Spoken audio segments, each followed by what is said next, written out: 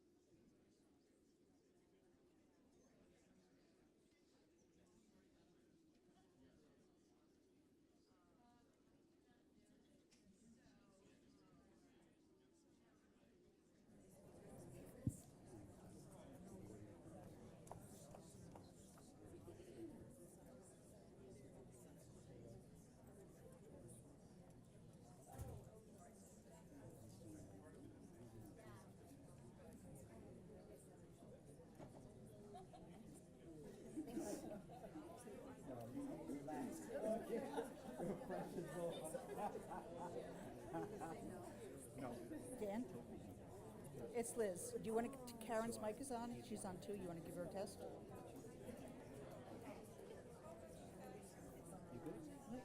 She's on one.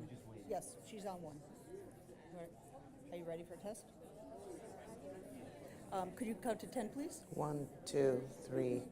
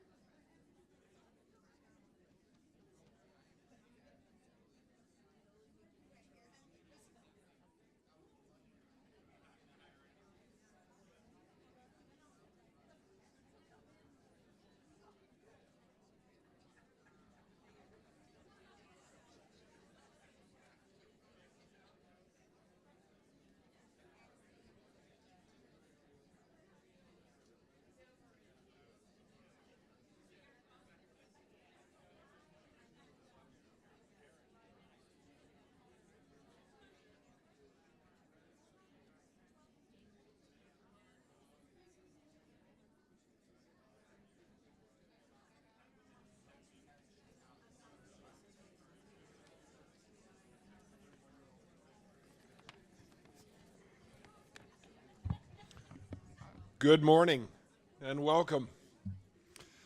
I'm John Abbott, President and CEO of WGBH, and we are just terrifically excited to be gathered today for our inaugural EdForum, and so pleased that you're joining us for this first-of-a-kind convening. Grateful to be having it here in Boston, in Massachusetts, with colleagues from all over the country. Today promises to be a rich day of learning and sharing of ideas and stories, an opportunity to explore together how we can address the needs of parents, families, students, and educators during the challenging and critical middle school years. As I look around the room, I see a brain trust of colleagues who share our passion for education and care deeply about young people and their success. With us are educators, leaders in the nonprofit community, researchers, parents, students, colleagues from public media, and other wonderful friends and supporters. We have also invited station partners from across the country and the educators they work with to stream this event today. I'd also like to take a moment to recognize some of the friends who are in the room. From public media, I'm very pleased that we've got some of our talented colleagues from around the country, beginning with leadership from PBS, the Corporation for Public Broadcasting, Alabama Public Television, Kentucky Educational Television, KQED San Francisco, WNET 13 New York, WVIZ Cleveland Idea Stream, WVIA Pennsylvania, Connecticut Public Broadcasting and their network, and our sister station WGBY in Springfield, and many WGBH producers, reporters, and media creators. I welcome all of you, and I welcome a number of colleagues and leaders who will be joining us through the day. Our First Lady of Massachusetts, Lauren Baker, who is a passionate advocate for the education and well-being of disadvantaged children in Massachusetts. Our State Senator, Sal DiDomenico. Margie Pullo, who is here on behalf of Attorney General Maura Healey. Boston's Chief of Education and dear WGBH friend, Ron Dorsey. Superintendent of Revere Public Schools, Diane Kelly. Our Chair of the Board of Trustees, Rick Burns. Fellow Trustee Ann Gund. Fellow Board Member Chuck Longfield. I want to thank you all for coming and being a part of this convening as WGBH looks forward to our plans in the work we will do in educational media. I want to give a special thanks to the Carnegie Corporation of New York for their very generous support and leadership in helping us conceive and realize today's convening, and their dedication to critical issues in education.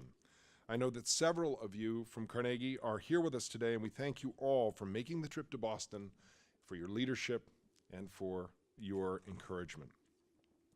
As you can see from the program, we've created an action-packed agenda, so you've got to stay on your toes. Our distinguished presenters who have joined us from across the country are truly the movers and shakers in education and parent-family engagement, and we're so grateful for their time and commitment to helping all of us become better informed of the challenges and opportunities to engage.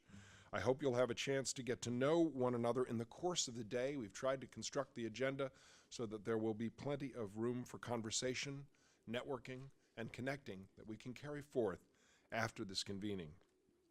So we've got breaks and reception time to do that, and I do encourage you, I've already seen it, this is a chance to connect leaders from across the country and imagine what we can accomplish together going forward. Nothing is closer to the heart of public media's mission than education. On television, radio, online, mobile, and in classrooms and communities across our country, we aim to help children and the adults in their lives reach their highest potential. As the leading producer for the PBS system, WGBH is committed to serving as a trusted partner to parents and educators, creating a bridge between home and school, and providing programming and services that promote the healthy development of children and supportive communities. Our online resources, and as provided through PBS Learning Media, which was created as part of a partnership with PBS nationwide, provides educators with thousands of curriculum-based digital learning resources. Today, I'm very proud to say, along with my colleagues from PBS, that Learning Media has 1.9 million registered users and is being used in 2/3 of public schools nationwide. Here in Massachusetts, nearly 40,000 educators are registered on the platform.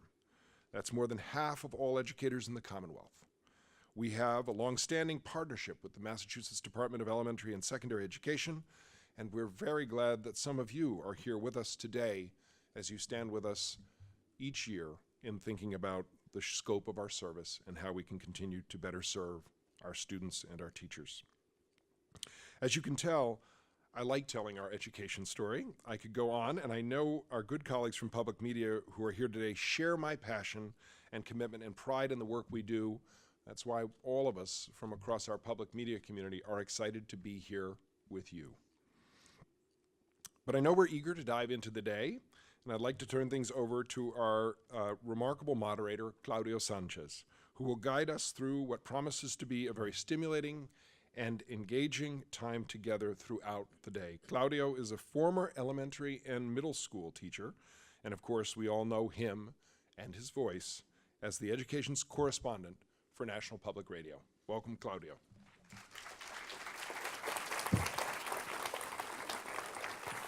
Thank you. Thank you, John. I don't want to offend anyone, but I need to say this. Test. No? That was supposed to be a joke. We have a lot of work to do, so we want to do this or get started quickly, but indulge me in something that I hope provides a little bit of context, certainly from a journalist's point of view, mine. Before I became a journalist, I was a teacher. After nearly 30 years on the education beat, I have to say it has helped inform my reporting. Not long ago, I went back to the site of the school where I taught many years ago, just outside Tucson, Arizona. Tree Haven was both a day school and a boarding school for so-called troubled kids. The actual school and the people who ran it are long gone.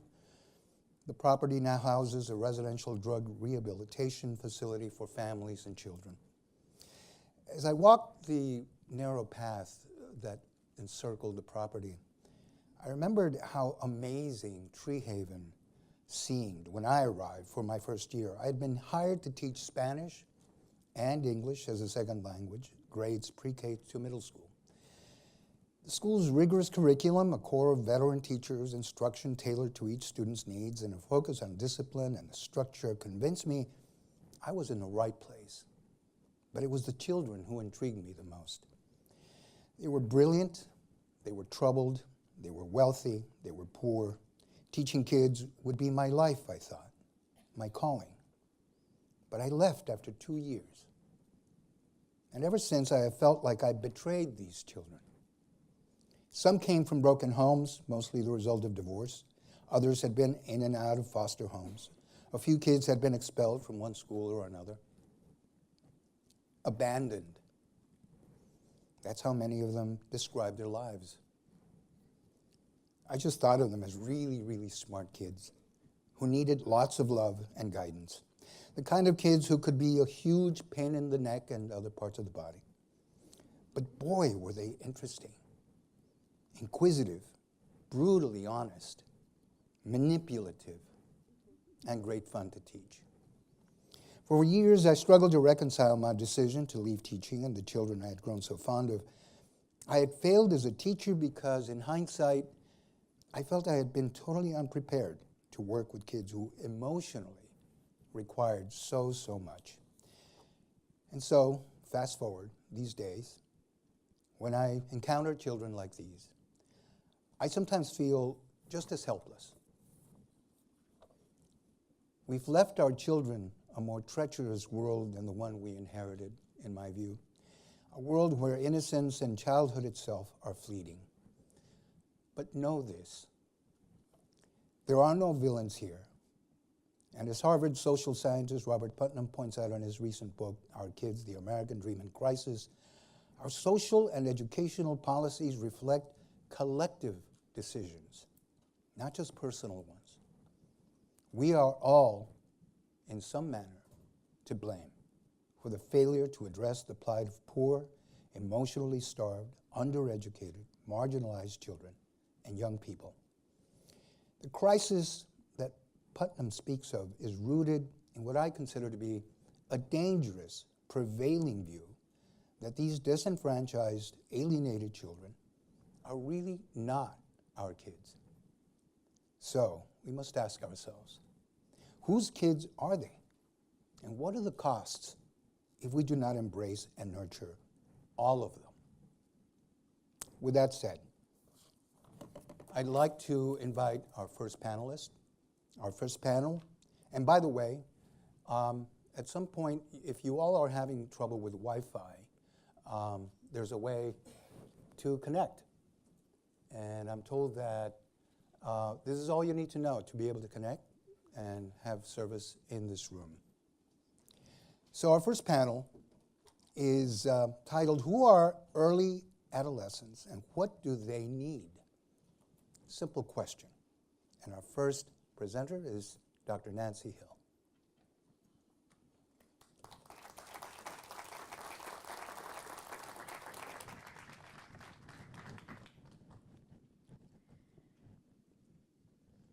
Thank you, Claudio, for such an inspiring story and just to remind us why we should care about all of our youth. And the goal of my presentation this morning and for this panel is to kind of remind us who we're talking about. I mean, all of us have worked with adolescents, perhaps. We've encountered adolescents. We might be raising adolescents. I have a 19-year-old, so I'm a little bit in the clear here. All of us were adolescents.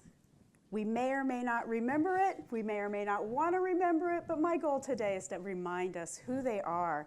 And I want to begin, like a good researcher, with a pretest. Claudio put up the instructions to log on online. Were people able to get that information? Are people online? Do we need to put that up again?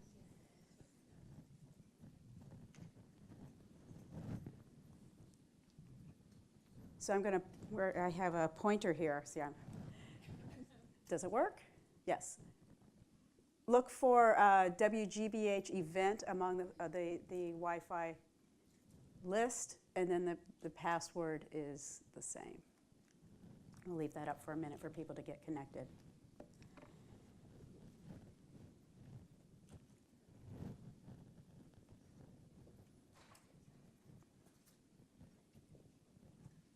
Are we good? Going, gone.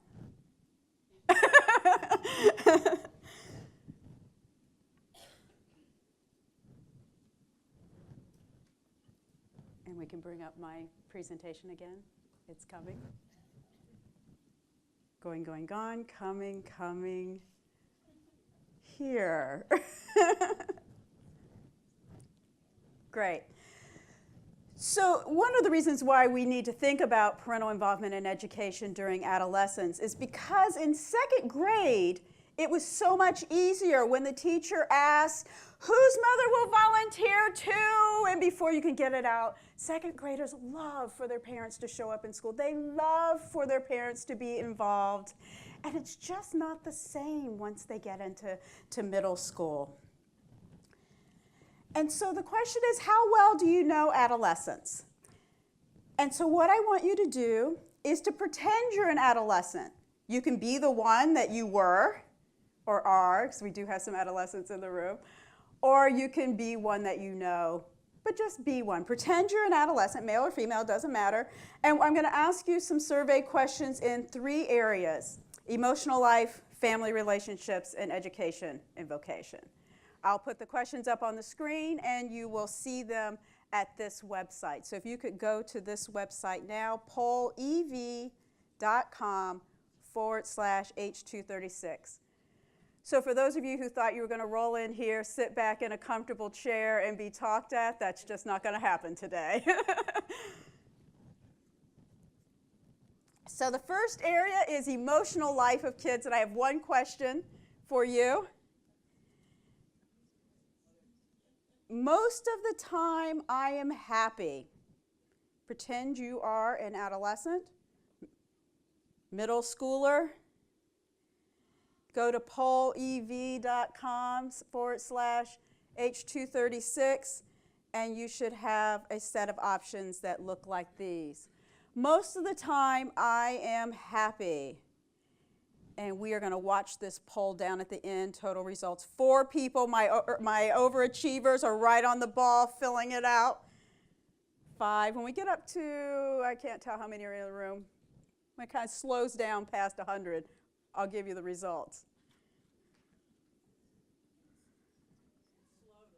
It's slow to load? Okay.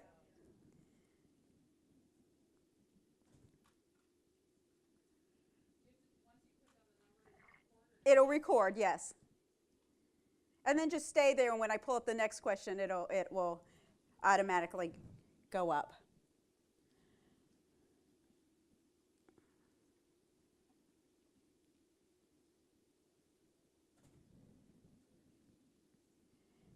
Remember, you're a teenager.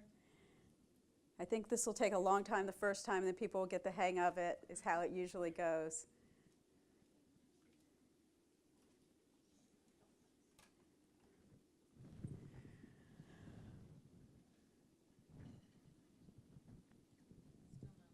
Still not loading?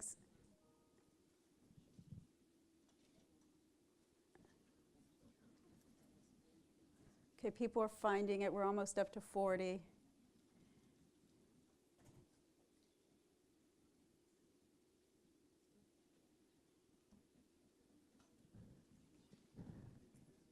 Are people online? We'll stop. No, you're not online. So look on the list of WGBH-events. Okay, we're going to give it another minute or two. I'm going to show you the results, and then we'll go on to the next question, and people will come along with me. Okay.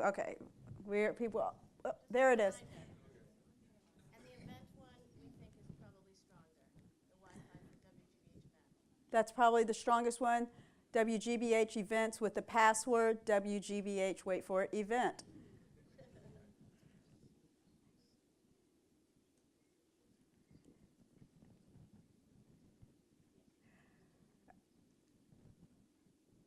Okay, so I'm going to go ahead and show the results. There'll be other questions that you can answer. This won't be the only one. Are you ready?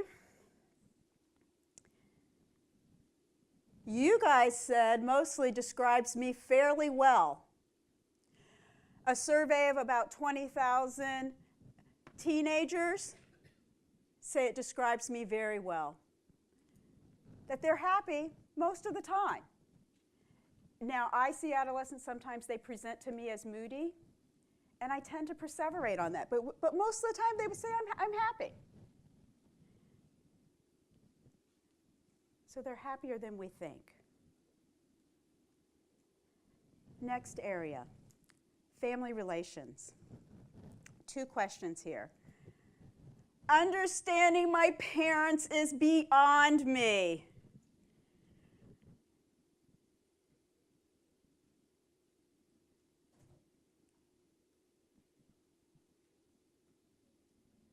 Describes me very well, describes me well, describes me fairly well, does not quite describe me, does not really describe me, does not describe me at all.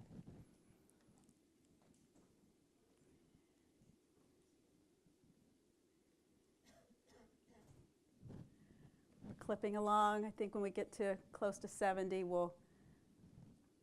75 maybe, 70.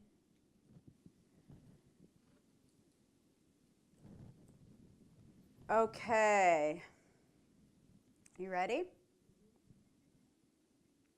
Where's my, sorry. Can't find my cursor. There it is.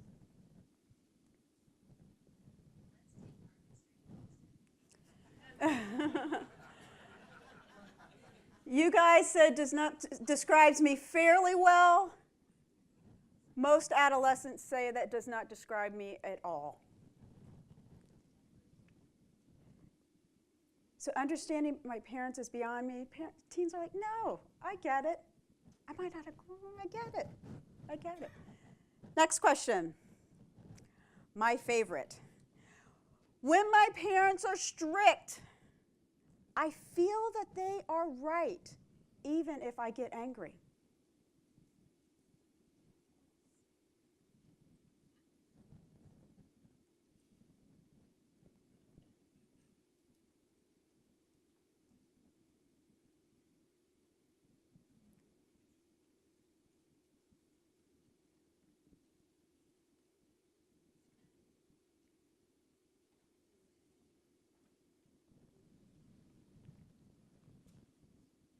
Ready?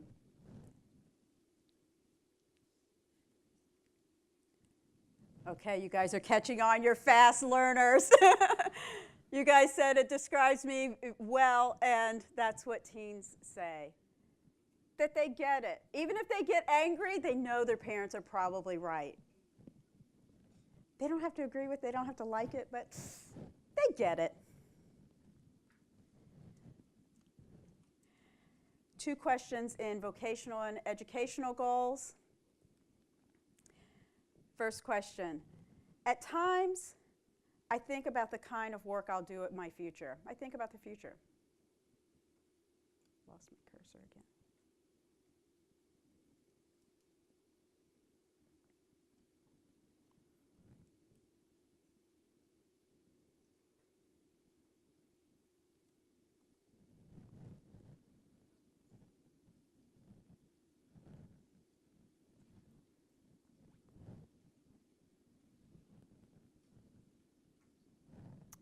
You ready?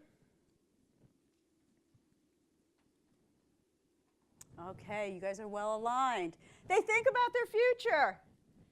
A lot of times you will hear people say to teens, you know, you're not thinking about the implications of this. You're not thinking about the future. They are thinking about the future. They are thinking about the kind of work they'll do. They're thinking about their occupational goals. And they're thinking about how education matters for those. Last question. I'm sure I'll be proud of my future profession.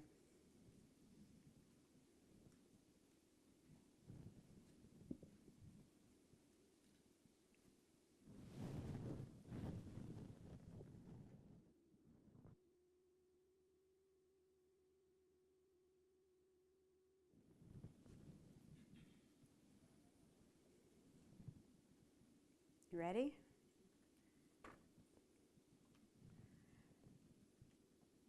You see what that means? They're not sure. We think they're sure. They're thinking about it. They're thinking about it, but they're not sure.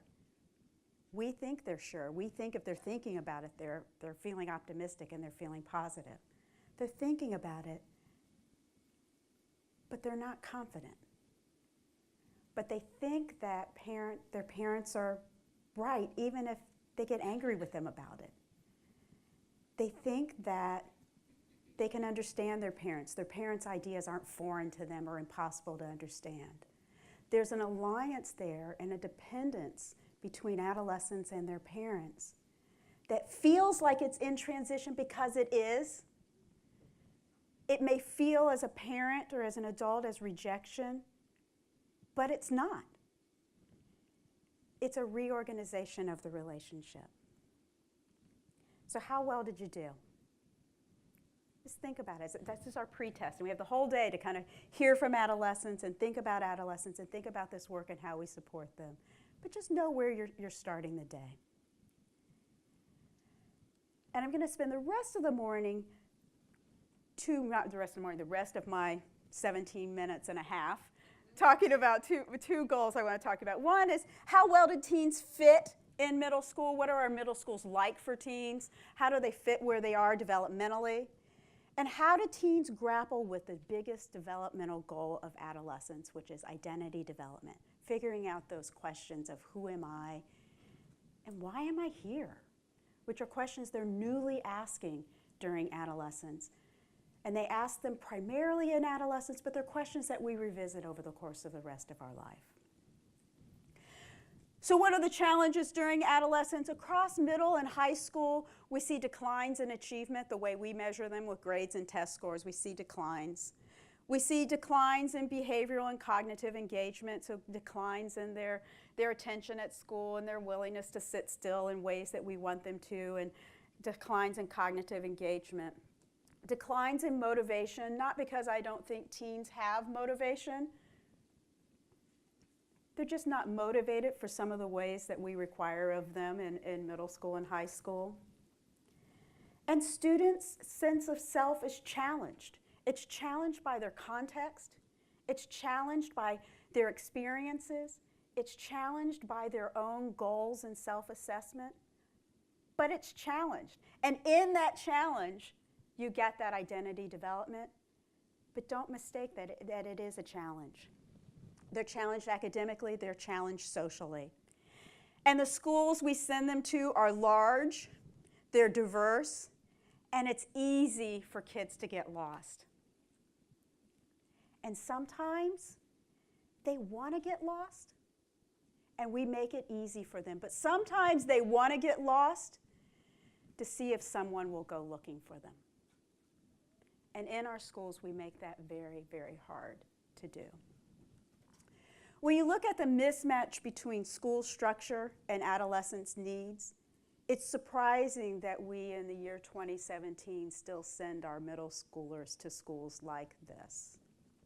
We know that teens need non-family adults. They're pulling away from their parents. They're not dismissing their parents. They're pulling away from their parents. They need other adults that are going to affirm who they are, who will know who they are, and we send them to schools where it's difficult to develop relationships with adults. Adults in the building, the teachers in the building will see 100 kids a day. How can they possibly have a deep relationship with the kids that they teach? Now, the kids who are tenacious, they'll find adults, but we make it hard for that middle group of teens that are wondering if anyone is even noticing them. and we make it hard for them to be noticed.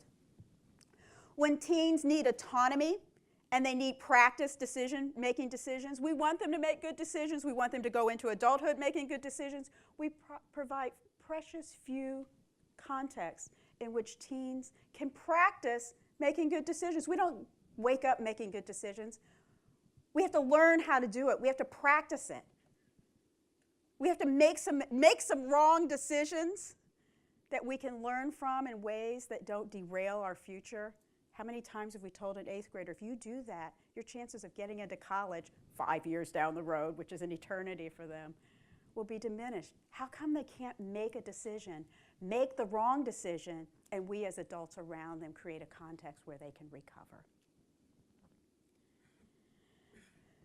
There are declines in teacher efficacy. Middle school teachers, when you ask them about their sense of teaching efficacy, they're lower than both high schoolers and middle schoolers. And that lower sense of efficacy comes with this perceived need to control. Because teachers feel like they need to control their classroom, they need to control the space. And that increased need for control is associated with decreased teacher-student trust.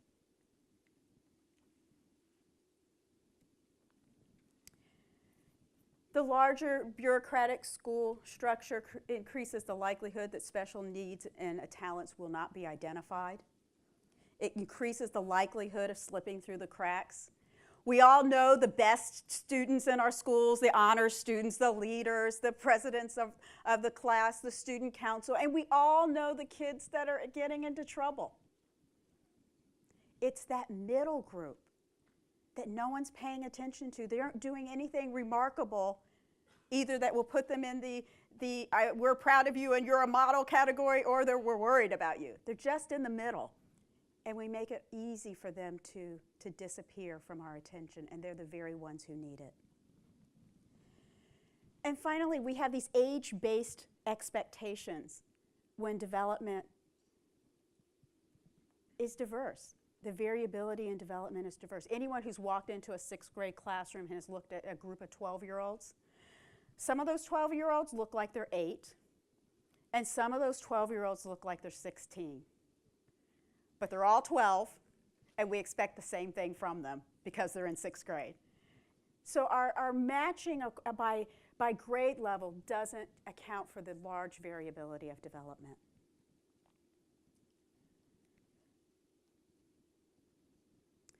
So the primary goal of adolescence is identity formation.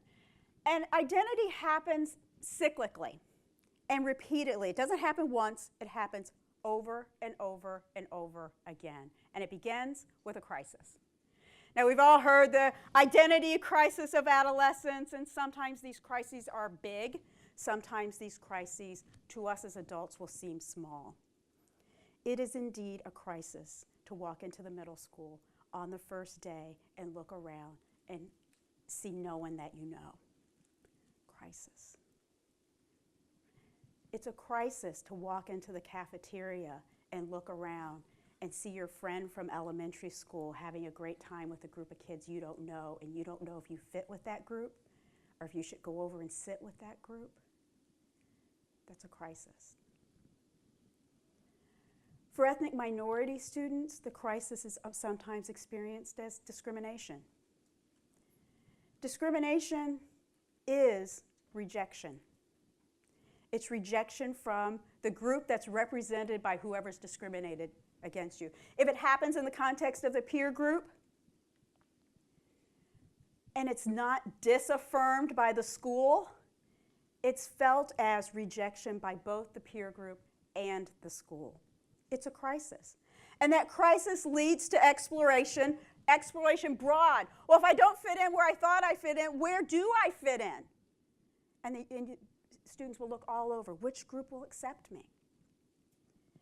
And that leads to some surfaced commitment making. So, okay, well, maybe I belong with this group. And they'll go hang out with that group. And then they'll begin exploring the identity that's associated with that group in depth. And then they have an identity with commitment. They belong to this group. They're affirmed by this group until something else happens. someone in that group marginalizes them, or some other aspect of their identity conflicts with the identity they thought they had. And now they're in crisis again. And this goes again and again and again and again. Meanwhile, we're trying to teach them algebra, biology, Shakespeare. And they're sitting in the classroom looking at people around them, and we look at the classroom and we say, oh, everything seems fine.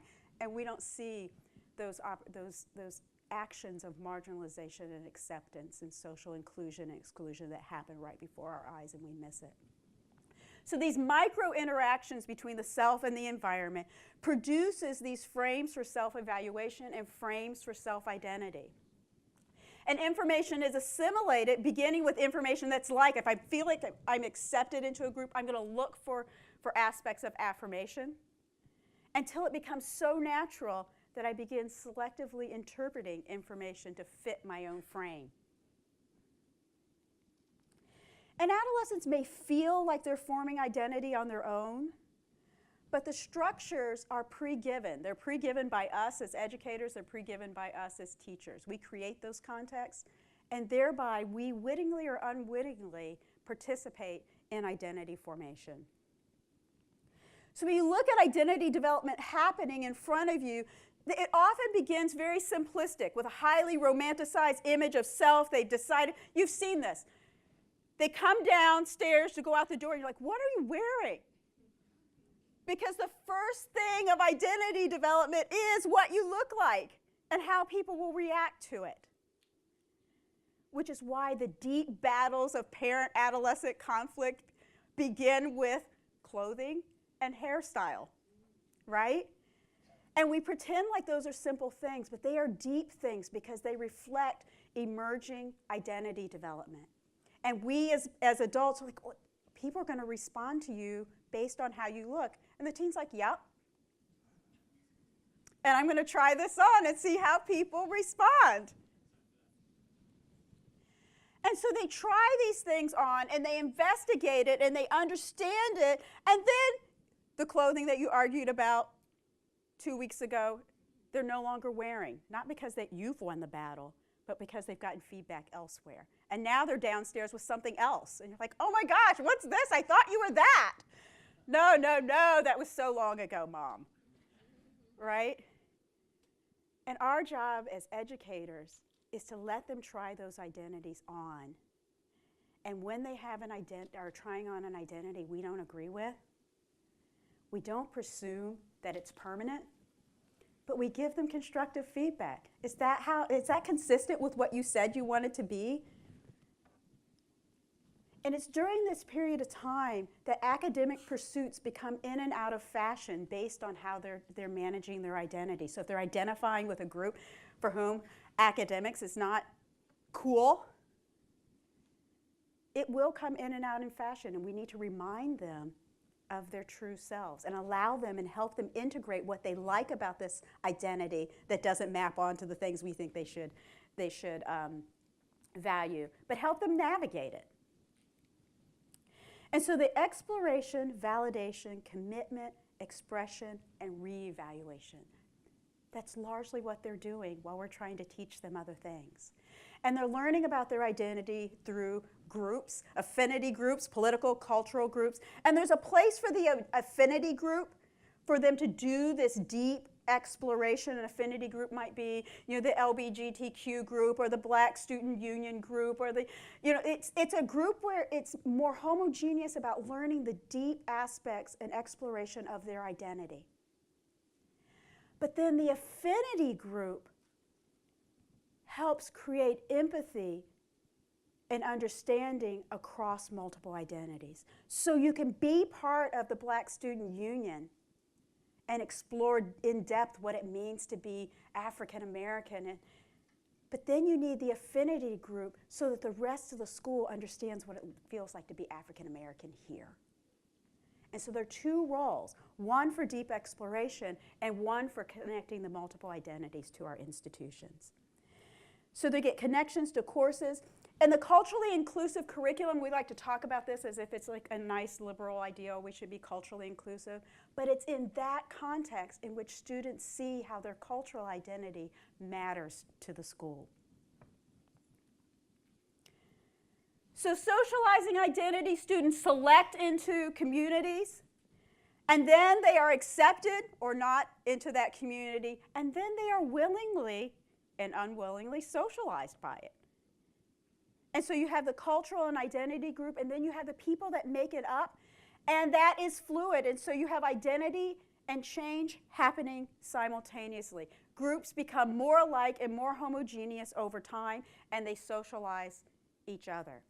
And the affinity groups, separate from the alliance groups, separate from the affinity groups, will help keep these affinity groups attached to the larger community. So trying on identities, receiving feedback, understanding and taking in what it feels to be a part of that identity, evaluating it, and then repeating it over and over and over until this identity is solidified. And we do this into adulthood with less intensity and less frequency, but we still do it. So how does identity develop? It's individually driven. There's identification with roles, beliefs, lifestyles, but it's shaped by context, and that context is shaped by families, schools, and society. So the person and the person's social world co-author identity. We are co-authors of identity for adolescents. And what this looks like, these identity agents is what I like to call ourselves. We're co-authoring identity, so we're identity agents, and we are the people whose active and systematic interaction with youth participates and informs identity. And it's not those big, deep philosophical discussions that we like to think we should have as parents with our kids sometime between homework and dinner and soccer practice and everything else. It's those day-to-day interactions that socialize these norms, that endorse roles, that help youth navigate and select into environments. Parents have identity goals for their kids, both explicitly and implicitly. And then they implement practices engage in their goals. They take their kids places. They sign them up for things. And then they reflect on it. They react to it. But the best thing we can do is to challenge that self-expression, inform kids when they're not lining up to our own expectations and their expectations, but doing this in a way without withdrawing support, so they feel loved anyway. And the same is true with teachers and mentors. It's the day-to-day interactions that affirm, challenge, acknowledge, or even ignore identity expressions. Ignoring an expression of identity could be perceived as rejecting it. So understanding how we affirm and ignore, acknowledge, and challenge identity, and creating classrooms that facilitate identity with the subject matter in a way that kids can grapple with their identity while still feeling connected to the materials, seeing themselves in the material, seeing themselves as participating members in their social context. So I like to challenge ourselves to be intentional identity agents, to both listen carefully and look carefully at the adolescents that we encounter. And remember that all of our even micro, small interactions on a day-to-day basis accumulate into affirming and supporting and co-authoring identity. And I'll stop here.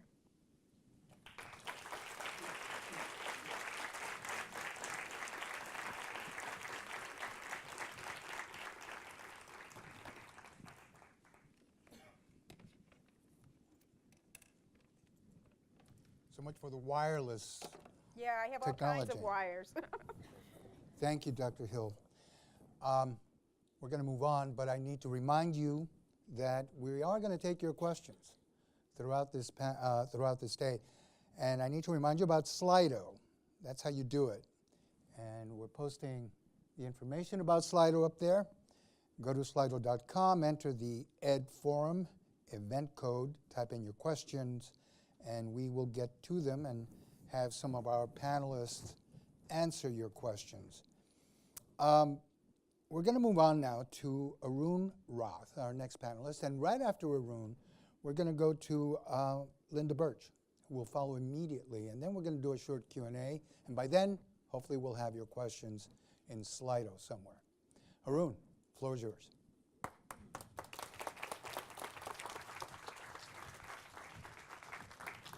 Thank you. Thanks very much. It's such a great pleasure to be here. This is really exciting. I'm going to help get us started today by talking a little bit about the adolescent brain, the teenage brain. I'm not a neuroscientist. I'm a journalist, so I talk to experts and then try to do a good job of explaining it to everybody else. And I'm also a concerned parent of two kids who are rapidly racing towards adolescence. So I've taken a great interest in this as I've been digging into it over the last couple of years. So I'm going to try to, as a journalist, parent, non-scientist, try to give you an outline of what I've learned over the last couple of years. I've talked to a lot of scientists and researchers, educators, and parents, but one in particular that I want to mention who has been really, really helpful for this, Dr. Frances Jensen, who has written a book actually called The Teenage Brain, which I consider essential reading. It is amazing. It's filled with all the latest research, and she's also the parent of a teenager herself, and interlaces it with stories about real-life parenting, which is just terrific. Now, before I started digging into the teenage brain, the adolescent brain, I really had the same concept about brain development that I'd had from studying developmental psychology back in college. And that was basically by the time that you were an adolescent, your brain development was done, you know? And from what we could tell from basic anatomy, if you look at a 12-year-old brain, it looks structurally basically like a human, like an adult brain. We thought that learning and education were important, but the brain you had by the time you were 12 was pretty much the brain that you would have as an adult. It turns out that is totally wrong. It could not be more wrong, in fact. And studies that are looking at things that are happening at the cellular level, as well as some advanced imaging studies going back to the 1990s, have demonstrated that adolescence is really, in a way, prime time for brain development. Humans are kind of a strange species, that we take many years compared to others to get to full maturity. And we have strangely large brains that take even longer than our bodies to catch up with that. And it sounds unbelievable at first, but as we've learned more about this, it turns out that the process of brain formation, the development, is not even complete until we're in our mid to late 20s. But adolescence is really prime time.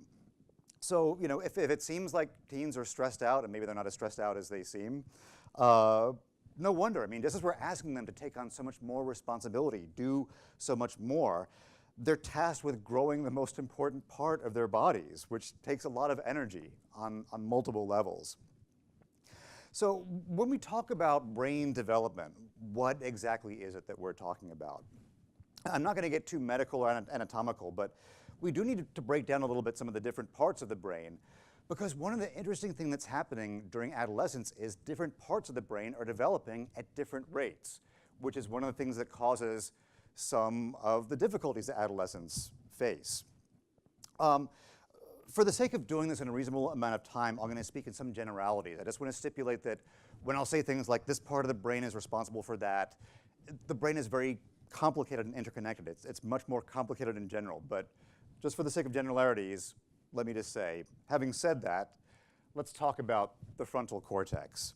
And that's it's well illustrated there. This is the part of your brain right over your eyeballs. There's this nice chunk kind of facing outward. I don't need the laser pointer, but it's cool, so I want to use it.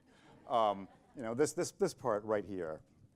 And it's a fun part to start with, because when we think about the brain, that's what we're thinking about the most. This is, you know, the thinky part of the brain.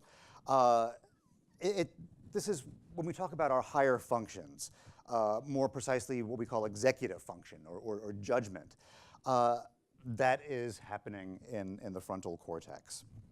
it is a fairly late evolutionary addition. This is a brain structure that, say, birds and lizards don't even have. And even as far as our fellow mammals go, the human frontal cortex is kind of freakishly large. It's one of the things that really defines us as being human and special. Now, during adolescence, the frontal cortex, this part of the brain, is very much a work in progress. It's kind of a construction zone during the teen years. I mean, it's working. The offices are open and the folks are hard at work in there, but it's still a hard hat zone if we want to extend the sort of strained construction metaphor.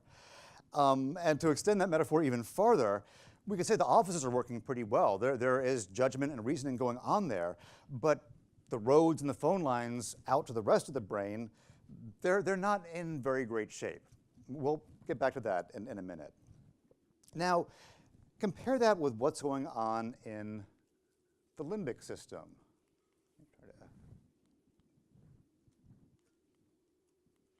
I'm not getting it, but I can actually show with the lick. I've got the cool laser pointer here. The limbic system is nestled more sort of deep in the brain, and it's called a system, but it's really more of a collection of structures.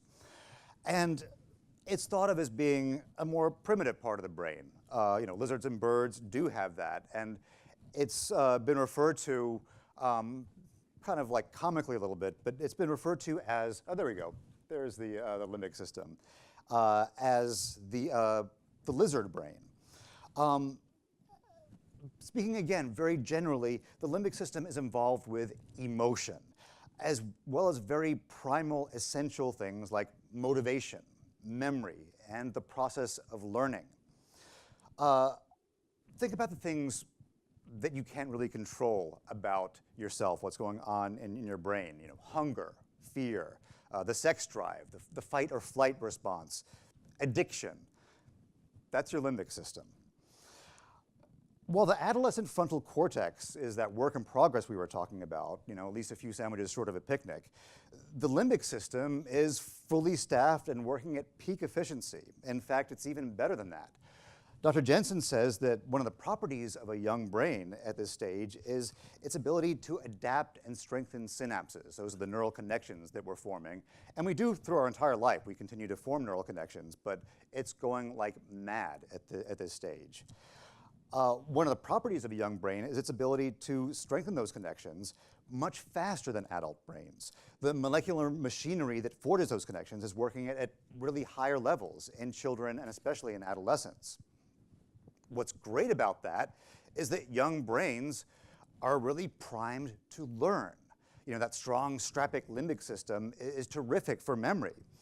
Now, I remember that. I don't have that great memory myself anymore, but I remember what it was like when I was 15 years old.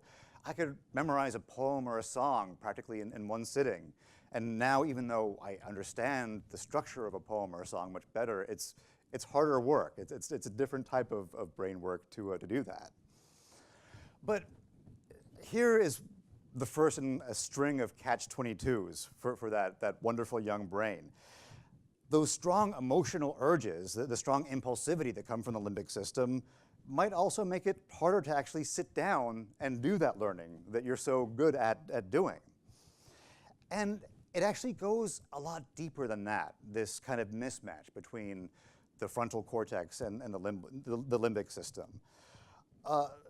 In the process of forging those neural connections that we're talking about, it doesn't happen evenly over the course of the brain. The limbic system has that head start.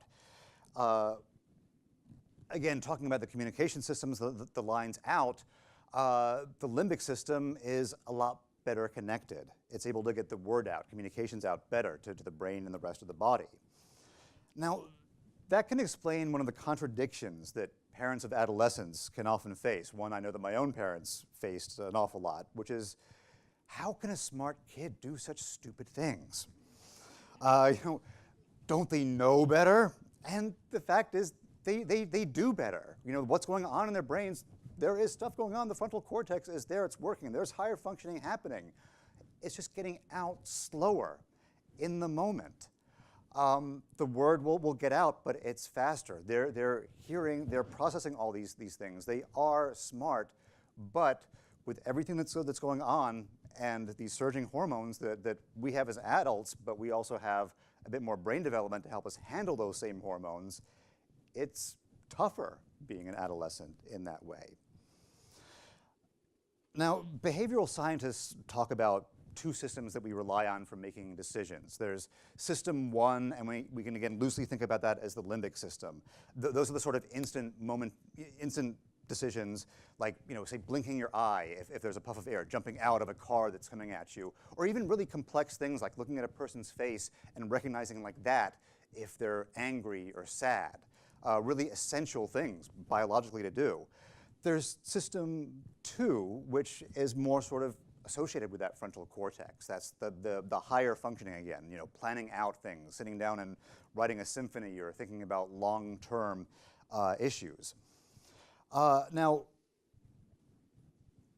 often it's not just teenagers. Adults are certainly not immune to letting system one get the better of their judgment and overruling system two. There are persistent problems like racism that I think illustrate that well, and studies that have shown that for things like voting, even adults rely a lot more on system one than on system two. But in adolescence in particular, and again, in the moment, system two tends to just crush system one. Many a teen, and I remember this experience myself, can tell you after the fact that, yeah, that was really dumb, and I can't really explain like why, looking back on it, why I made that decision. But by the time that sense of risk and reward, it's in a way hardwired to be shorter term at this stage. And by the time that long-term good judgment kicks in, it can be too late. And in terms, and you think about risky behaviors and the types of risks that teens are not just prone to, but that are presented to them at these ages, it's a whole range. In terms of that risk, in a way, these young brains are set up for what Dr. Jensen calls a kind of double jeopardy. And that's that this increased impulsivity, or strong impulses that are coupled with a weaker ability to exercise reasoned judgment, that means adolescents can be prone to these risky behaviors, whether it's, say, reckless driving or experimenting with alcohol or drugs, putting their bodies in harm's way. And because their brains are at this delicate process of development, those risky things are all the more harmful to those young brains. It's an awful kind of double whammy, and of course that harm can have long-term consequences. And as we get into those risky behaviors, we face another catch-22 about the wonderful young developing brain, and that's that it is really great at learning things, but it's just as good at learning bad behaviors as it is at learning good behaviors, risky behaviors, addiction. In fact, learning and addiction share the same synaptic pathways, and those pathways that are being built so strong and fast and robustly in the young brain. As Dr. Jensen put it, just as teenagers can learn things, their memories are harder, stronger, longer, faster, they can get addicted harder, stronger, longer, faster than adults. And those things that tend to addict tend to be very bad for the developing brain. Dr. Yasmin Hurd, who's a neurologist and psychologist, she runs the Addiction Institute at Mount Sinai in New York. She studied addiction in the developing brain. And we recently spoke for a piece that will be airing soon. She had this line that stuck in my brain, which is that, sorry for the pun, the developing brain is vulnerable to many insults from the environment. And there are a lot of potential insults, particularly these days. And stipulating that we're talking about the brain specifically, leaving out the nasty things that these things can do to other parts of the body, like tobacco with the lungs, for instance, that's probably a good place to start because tobacco has been really well studied. Talked about the stronger learning pathways for addiction in an adolescent brain, and we know really well that it takes less for an adolescent brain to get addicted to cigarettes, dramatically less. A study from the Massachusetts Medical Center showed that just one cigarette a month could be enough to rewire those young brains for addiction. And once they've been wired for one addiction, subsequent addictions we know will come much more easily. I mean, going by that, I know that I was probably a complete nicotine addict before I was even in college. And again, this can be something where kids know better. I knew better. My father was a pulmonary specialist. I knew well 30 years ago just how deadly cigarettes could be. But being a teen is stressful, and taking the edge off that stress, that the short-term reward was a lot more real to me than the far-off risk of getting lung cancer 30 years down the road in the distant future. Happily with that, at least rates of teen smoking are down, and there's been great success with that, but it's something we need to be very vigilant about. Let's consider alcohol, which is probably maybe the most popular drug and one that kids might have the easiest time getting access to. In terms of the young brain, it might sound strange, but because of the way that the different parts of the young brain are developing, some really strongly and ahead of others, adolescents are in a way stronger drunks than adults. Stronger is not better, which I'll explain. The adolescent brain is less susceptible to the sedative effects of alcohol, which means that, say, for an adult who might fall asleep or fall over before they get into a situation where they injure themselves or someone else, a teenager is more likely to be able to just keep going, be strong enough to be able to get behind the wheel of a car and keep going with it at a point where others just would have stopped. And obviously, that can lead to very bad situations.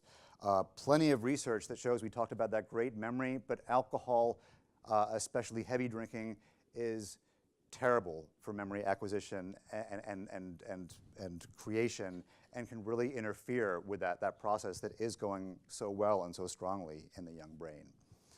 I want to talk a bit about pot, because cannabis has been growing so rapidly in acceptance and accessibility.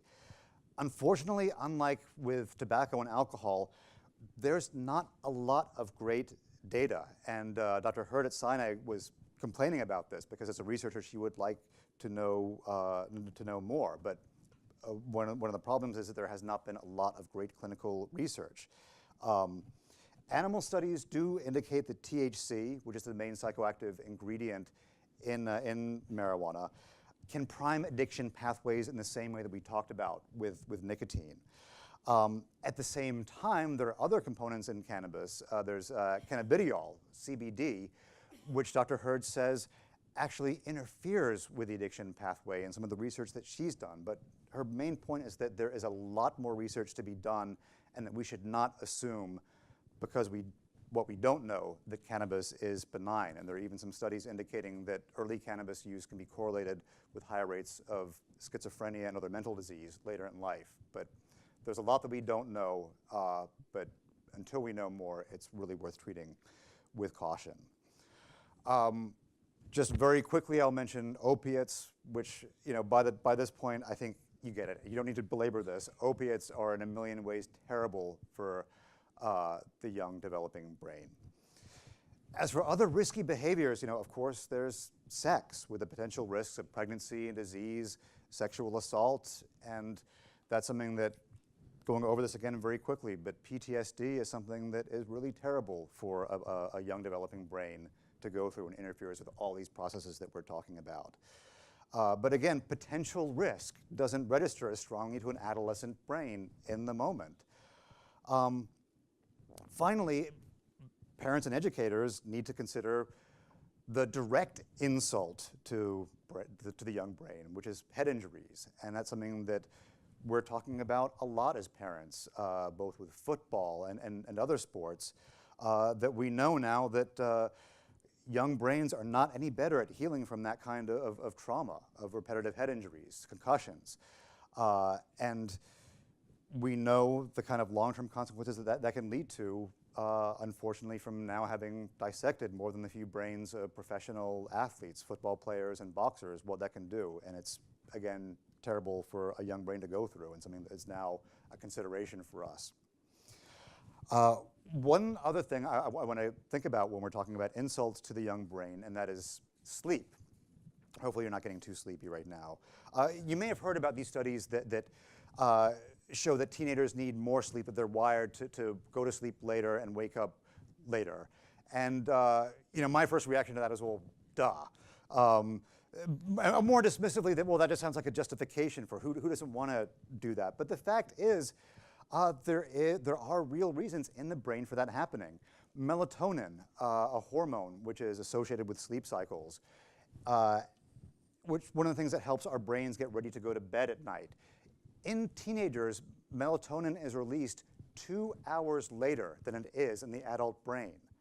They are literally wired to go to sleep later and to wake up later than we are. And and the vast majority of kids, unless they're homeschooled, middle schools and high schools in America, sleeping in is not really an option, and that's just something that you have to figure out. There's a lot more that I could talk about, and I want to be able to get to our conversation. And I wish that I could offer some solutions as well here. And it's a difficulty that I'm facing with my own kids to figure out sleep schedules and things like that. I don't, but hopefully we can talk about that today. One other thing that I want to mention is that another potential insult to the brain, which we'll talk about, is of course media. Whether and what kinds of media can constitute an insult, but one thing with sleep, which is interesting to consider, is that those little LED screens interfere with melatonin release for adults as well, and that's something to consider about letting devices around in your kids' rooms at night. But a final thought that I would just want to share in terms of thinking about these potentially scary risks involving the young brain, which we'll be discussing the implications of today in some depth. But my own sense about it is that I don't feel like it has an impact, a huge impact, in what I'm trying to do with my own children. I was always going to do my best to steer them away from drugs and alcohol and risky behaviors. But it does change, I think, how I talk to them about these things. And my approach to this, and this is something that Dr. Jensen and others have talked about as well, is that I like sharing the data.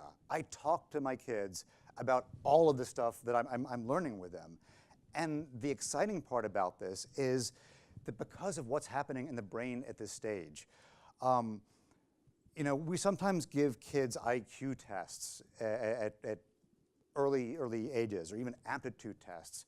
And we need to let kids know that you have got so much going on and so much exciting potential that if you're not doing well in something right now, don't worry. Your brain is doing amazing things. You don't want to give them a false sense of hope, but even if you're not scoring well on a standardized test, you have time to reprogram yourself. You have time to take control of that process, and I can be part of that with you. You can, to use more exciting lingo, you can hack your own brain. And we'll see how it goes with my kids, but so far that's been a pretty good sell to the 11-year-old. Thank you very much.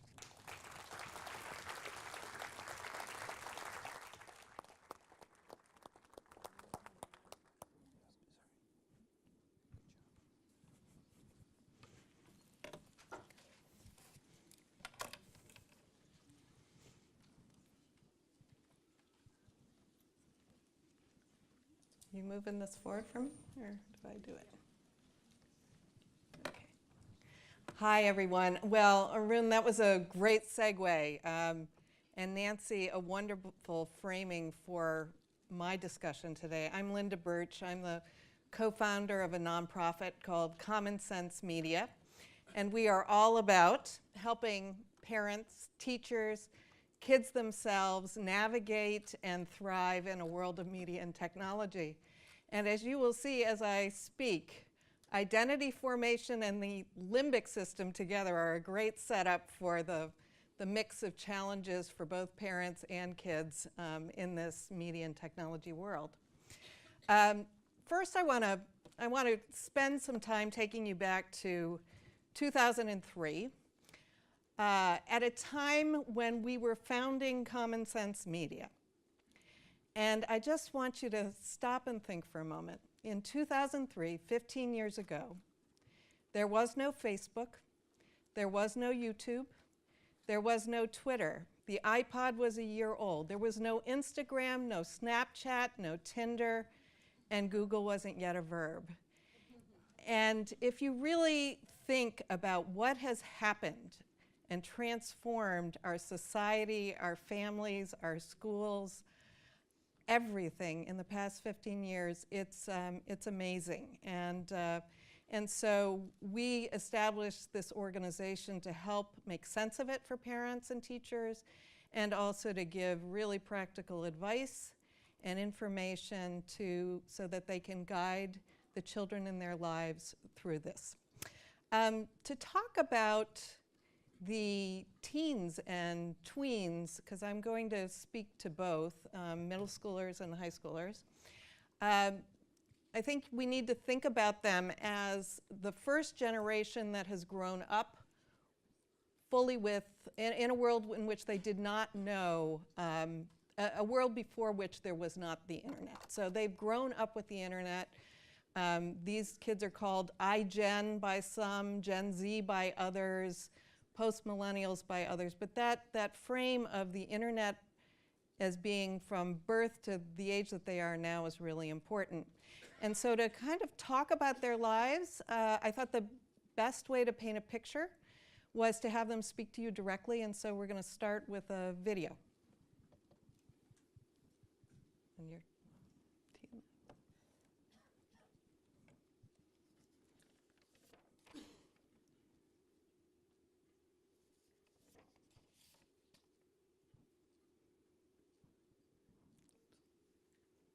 Like on a daily basis,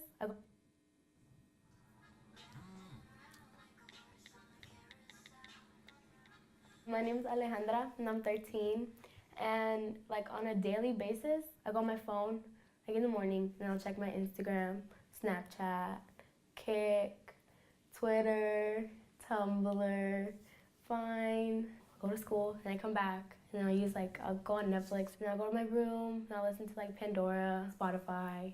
I'll play my Xbox, like Grand Theft Auto and Call of Duty, and that's about it. If I would add up all the time that I use, I think I would spend about 7 to 8 hours every day.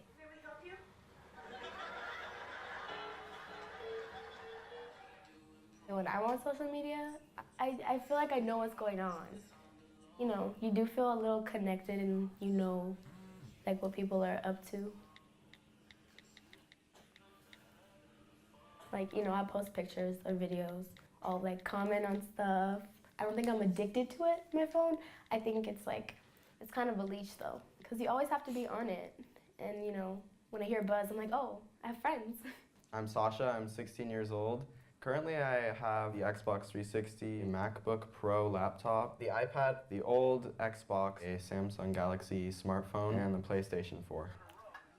I like to play a lot of different video games on the console on my PS4 when I get home, and I just, you know, veg out sometimes and play. I have, you know, first-person shooter like Call of Duty or Battlefield, and we also have a baseball game that I've been playing. I absolutely think that there is an addictive quality to video games. Sometimes I'll just keep going if I really want to level up in a video game. Usually when I do my homework, when I get home, I'll either come in my room, listen to music, or I'll go to the living room and watch TV while I do my homework.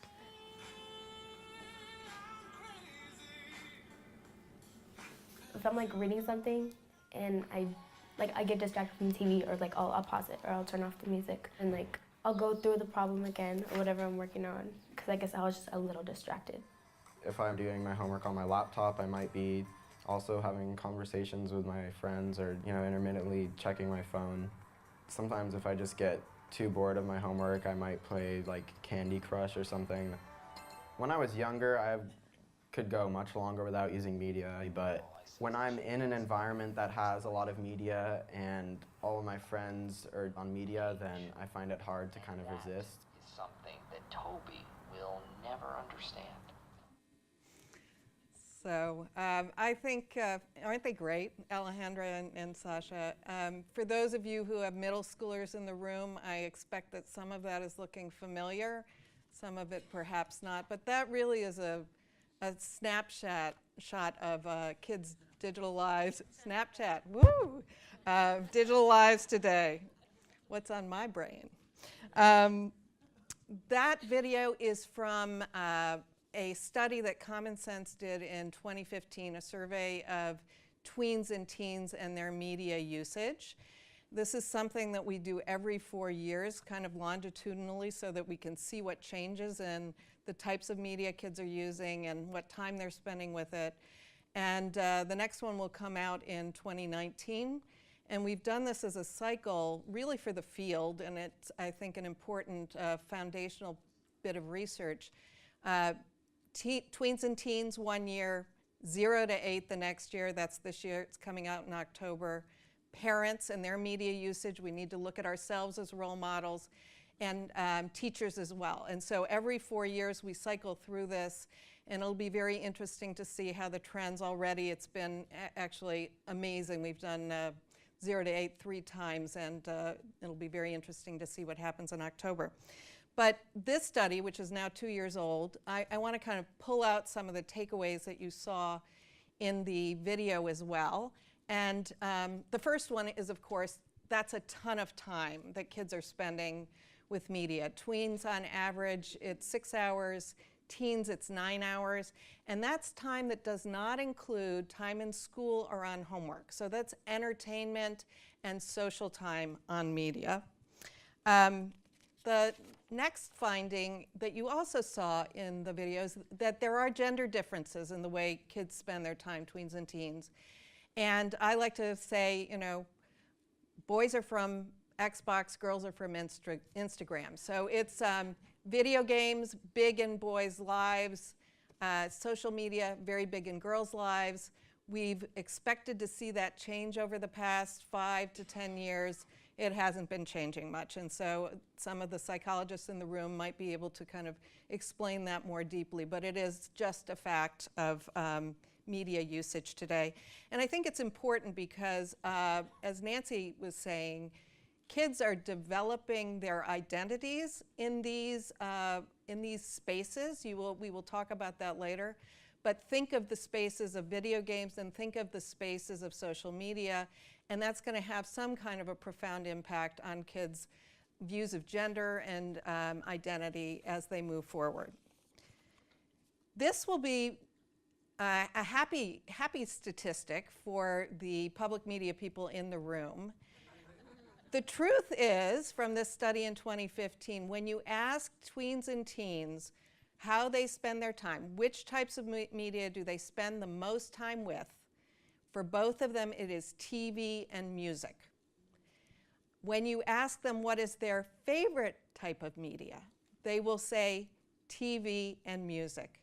And this was really surprising to us. We expected it the first time around, but this last time we expected social media to jump here, particularly in the kind of favorite category of media. And I think we've hypothesized on why TV and music are still so popular.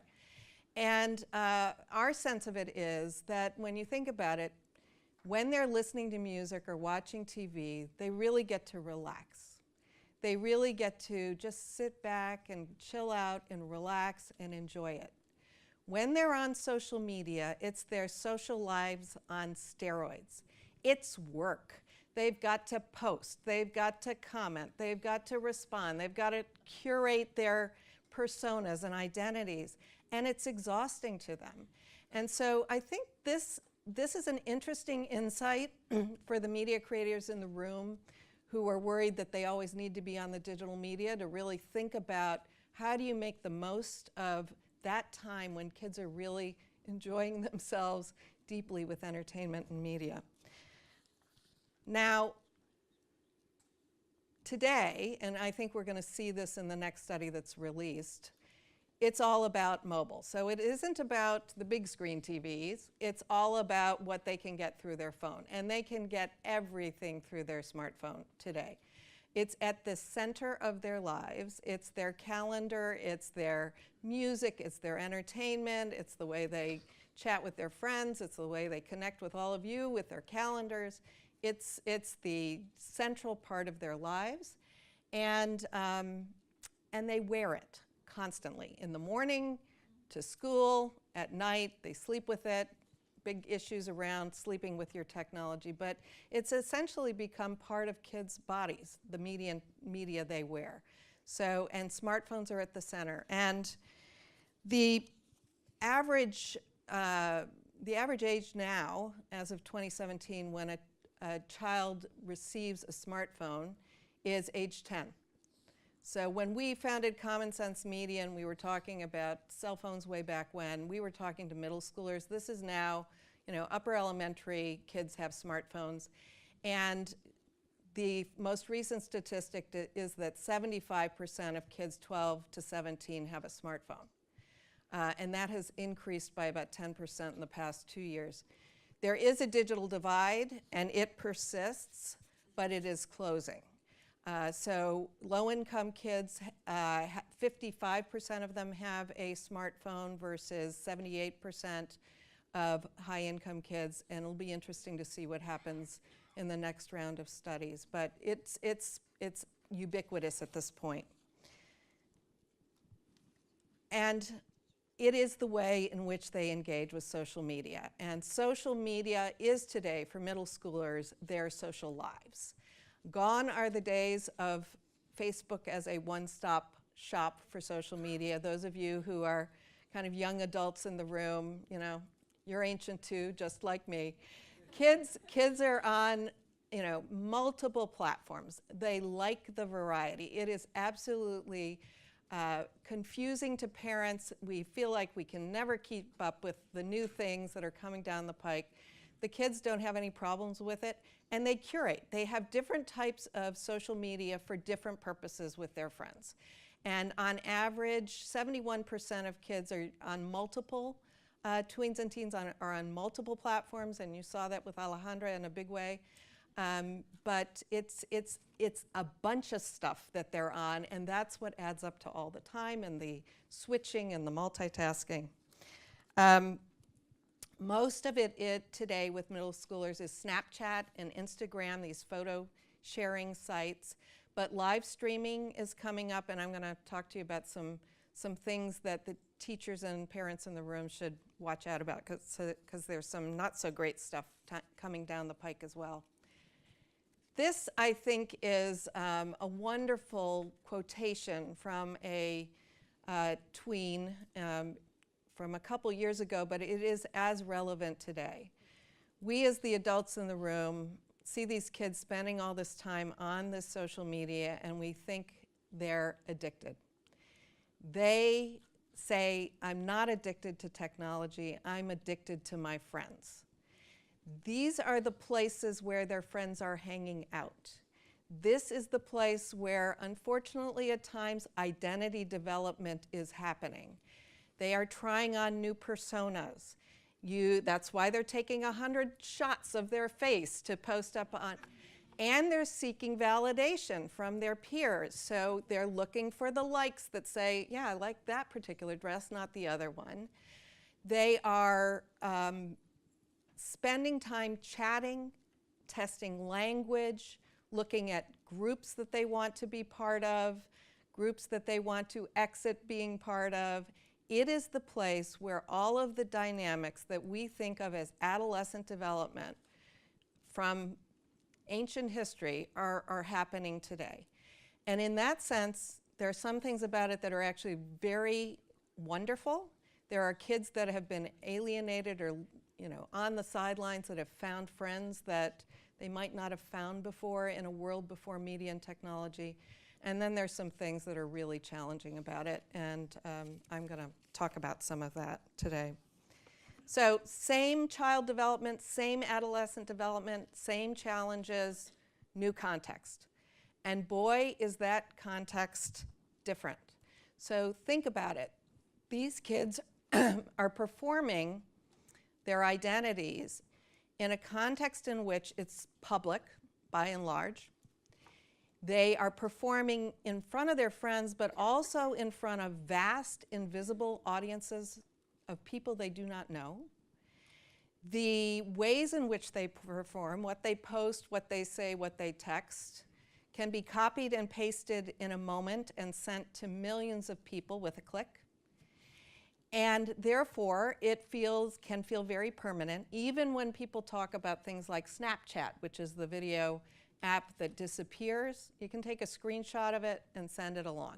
Everything on the internet is cacheable and potentially permanent. And so when you think of that context in which all of this testing is going on, that's what scares parents. That's what scares educators, because we're not part of these worlds. They're not coming downstairs with the new outfit and you're saying, what are you doing with that hairdo? They're doing it in their bedrooms with their friends. You haven't got a clue what the app is or where it's going on. And so the opportunity to respond or to guide or to just listen and nod as they go out the door, it's a harder world for all of us who are adults. At Common Sense, we believe that there are real upsides and downsides to technology. I am a big believer in media for learning. I actually love media for learning. I am a big media and entertainment person. And there's room for creative expression and collaboration and communication. And then there are these downsides that I want to talk about a little bit, and hopefully towards the end get you back revved up in terms of the inspiration of what we can do together. Okay, big screen, back to the big screen. Lots of pretty iffy content out there. Sex, violence, bad role models, hateful communication with people. This is the content that's in the media that kids are seeing even as young as middle school, and loving some of it. And once again, the problem is not that it exists, because it's always existed in some shape and form. But there is no prime time anymore. The access through the mobile device and through the tablet means that kids have access to this inappropriate content. It's unfettered access, essentially, to this inappropriate content. And therefore, it diminishes the ability for adults to have those conversations in which a sexual situation can be a teachable moment if it's seen on a screen in combination with a parent. But now it's happening once again behind doors and with lots of other kids.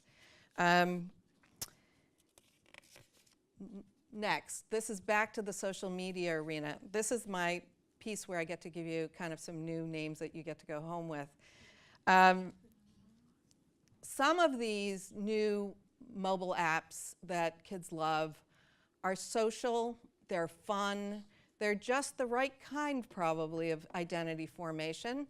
There's one called Musical.ly that is like all the rave with middle schoolers, any of you who have them, particularly girls. It's a lip-syncing app where they get to then sing with friends and then post their videos out to the world. There are ways in which Snapchat and Instagram, I think, are wonderful ways to kind of explore your interests, test your identities, broadcast to friends.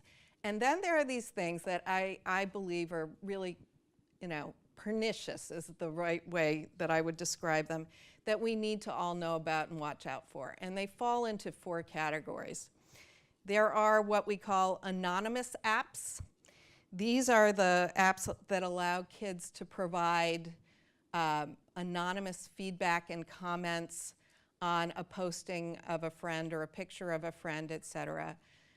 Certainly they could be used for positive reinforcement, but more often than not, it's a way to trash talk your friends, etc. And there's a wave of these that get introduced every 2 or 3 years, and then they sink down as teachers become knowledgeable about them, and they are banned from schools, and then another crop of them comes up. So this is my education. Right now, the big hot ones are Sarara and TBH and Whisper. So jot that down if you're an educator in the room. There's a new form of group video chatting that's come online recently. And essentially, there's an app called House Party and one called Monkey, and these are connected. Monkey in particular is connected up to Snapchat. And this, unlike Facebook or Skyping that you're doing kind of one-on-one, this is the ability to do group video chats.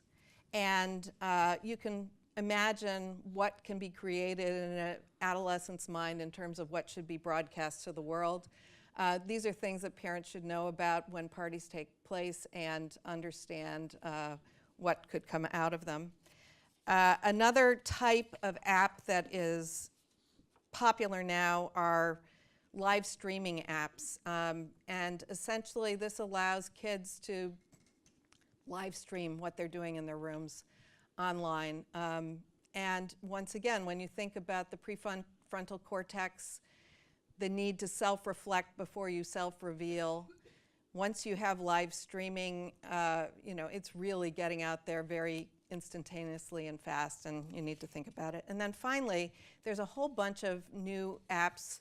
One's called Yellow, one's called Spot a Friend, and they're being positioned as making friends apps. Others call them Tinder for teens. So they're basically match-up hookup sites that are really addictive, and they've found very good ways to kind of solicit kids on them. They're anonymous, so you don't know who you're necessarily being matched up with. And because they're hooked into things that we think of as relatively tame, like Snapchat and Instagram, they're really important to know about. So anyway, that was my scary conversation. What I think is interesting is that when I first started talking to parents and teachers 15 years ago, we were talking about predators and stranger danger. And that kind of went away as people got used to the internet and how it worked. And all these things come back in a new form. So media and technology is always evolving, hard to keep up with, but important in understanding your middle schoolers' lives. Cyberbullying, all of us know about it, and there's kind of a way that we think about being mean online as a continuum from just mean tweeting through to more difficult elements of cyberbullying that are repeated.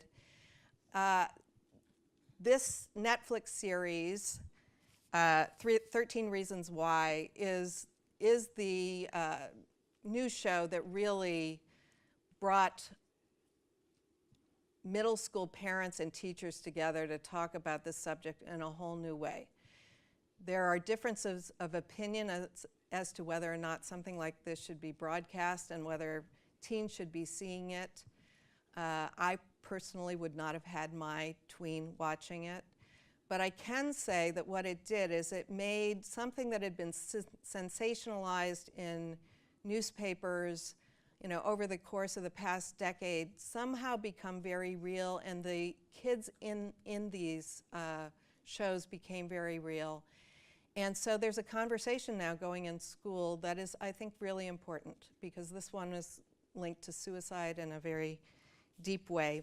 In terms of whether cyberbullying is on the rise or flat or decreasing, it's pretty much stayed the same over the past decade.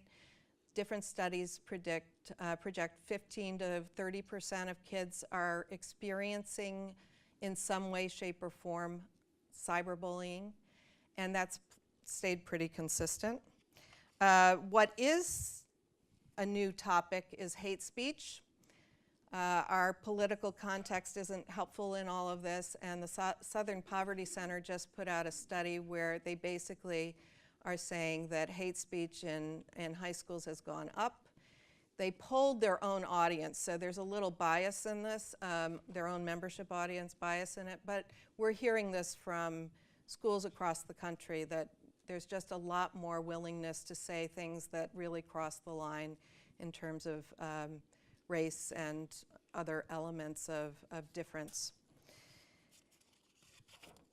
And yet, I'm going to talk about now the piece of the media and technology world for our kids that I actually think is the most important and the most profound difference in the past little while.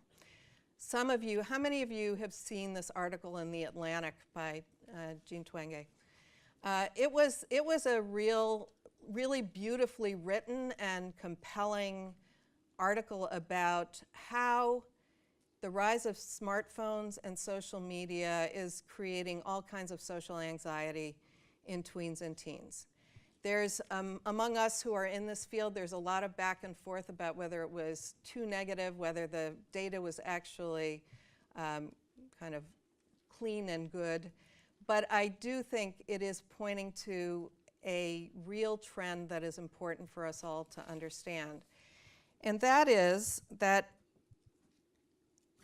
nowadays, because kids are tethered to their technology, wearing it all the time, and they have all this social media in their lives, they feel compelled to respond immediately to a text, to a post, etc. It is part of the way in which they feel compelled to connect with their friends. They are feeling a new kind of social anxiety. People are calling it FOMO, or fear of missing out. And that's different than not being included on an invite to a party on Facebook and watching your friends being on it. These days, kids, middle schoolers, because they're on so many platforms, they know exactly what all of their friends are doing all the time. They are on group chats going back and forth. They're on all these platforms. And it's really beginning to drag them down. The need to know what's going on is always on their minds.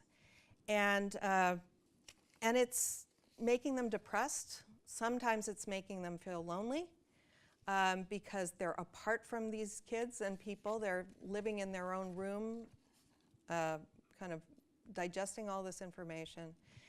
And it's something that we as adults haven't quite figured out, even the psychologists that I speak to, haven't quite figured out what the interventions are around this yet, around this sense of missing out on all life that's going on. Just putting down the phone or putting away your social media doesn't do it. It persists. People are talking about a piece of research in which if you put the smartphone on the table and you're not looking at the phone, you're still cognizant that it's there. If you put it in your pocket, you're still cognizant that it's there and wondering, what are you missing? If you put it in the other room, it's the first time where you really have the distance and the peace of mind. And kids, I will use my son as an example, talk to their parents these days about really feeling stressed out about this. My son said it best. He said, "It's hard to have peace of mind, to truly relax, because even if you're looking at your phone, if you aren't looking at your phone, you know that something is there, a message or experience waiting to be answered or joined. It's like another dimension of existence that you are carrying around in your head every day." And, a parallel universe of everything that's not part of your life following you around is just a really scary thing and a heavy thing. And to me, it is this, how do we intervene around not what I believe is addiction, I think it's engagement here, but attention and this instant gratification and response that comes with social media. That's really where I think we as educators and as medical people and professionals and parents need to engage. So I want to get us back to the upside quickly before we close, to say that there is so much that is positive about this media and technology world. You all know it. It's about learning. It's about creative expression. It's about building character strengths. Common Sense actually rates media, video, and movies on how they can build character strengths and how you can use that with your child to cultivate character. And there's so much the kids are doing online and with social media to help others and do good in the world.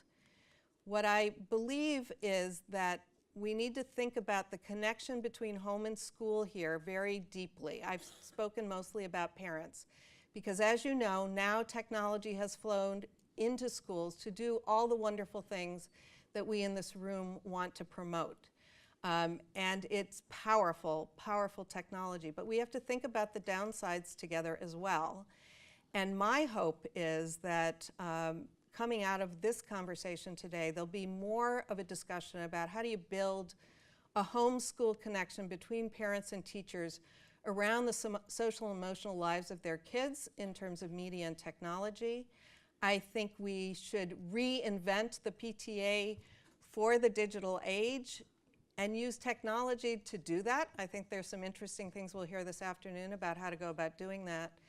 And most of all, we need to practice the topics that Nancy spoke of earlier this morning. We need to embrace our kids' world. We need to establish some clear guidelines. They want that. We need to understand where they're going, help them select great content, help them get to the good stuff fast and avoid the truly toxic, build partnerships with teachers, and ultimately the most important thing is to be a good role model. And with that, I just wanted to say for a couple moments that Common Sense Media has a whole bunch of resources to help parents and teachers. Some of you may know about that. I'm sorry, I dropped my clicker. We have programs in schools. We're in over 100,000 member schools at Common Sense Media with 2 programs, a digital literacy and citizenship curriculum for teachers, parents, kids themselves. We have 500,000 member teachers that use this content because it's free for everyone.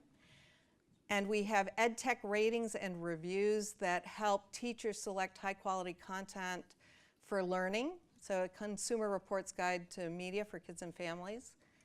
And then we also do research, as I mentioned, and for the media creators in the room, I think this is really important context. It's on our website. We can distribute it freely, but we're doing these common sense census that are media usage studies that I mentioned up front, but we also do things that are very topical.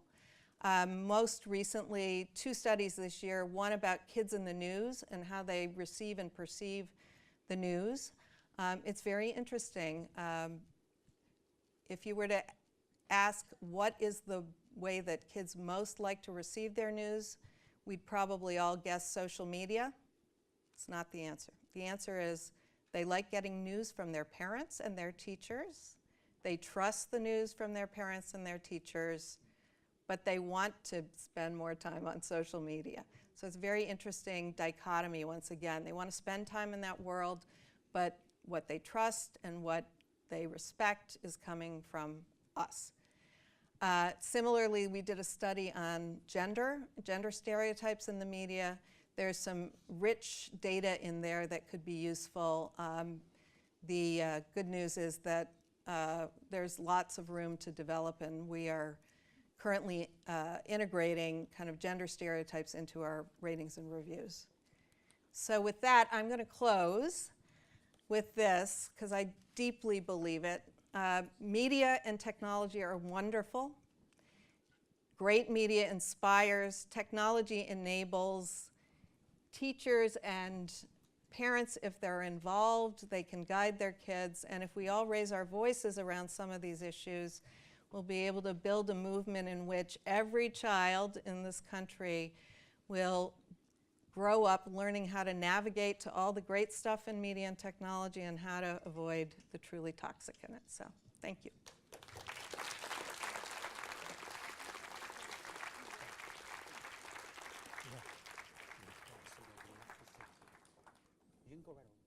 Thank you, panelists. We're going to have you all come up.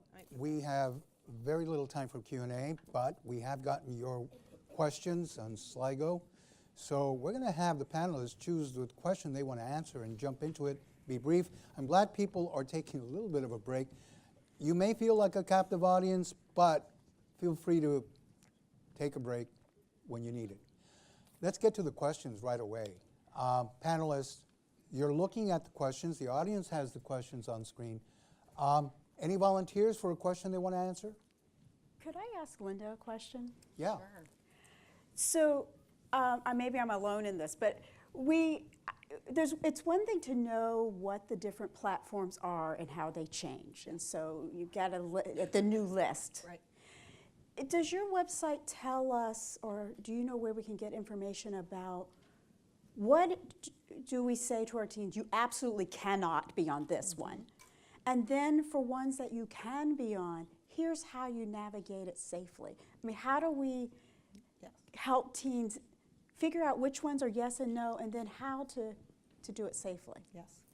So we rate and review all kinds of media, including apps and social media, for age appropriateness.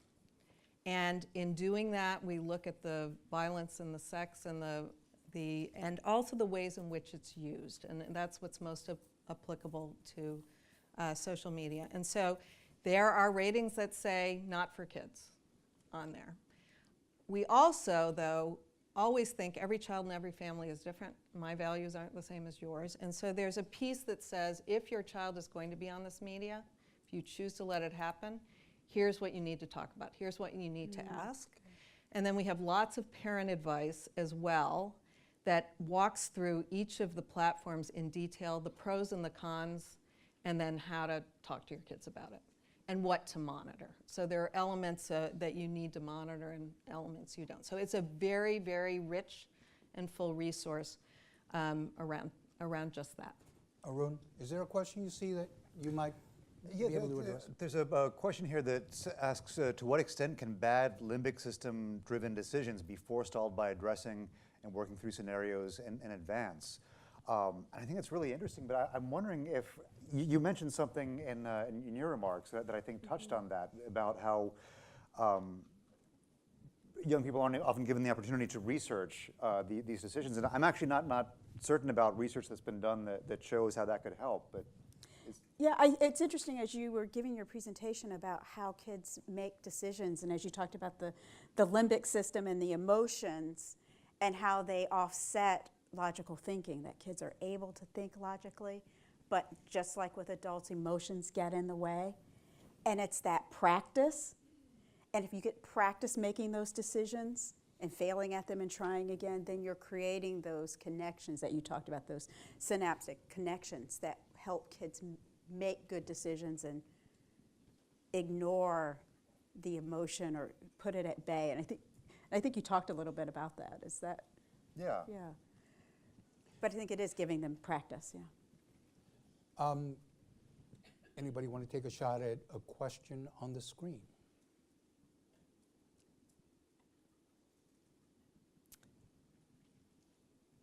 There's a question of, Linda, does your survey distinguish between level, depth of engagement?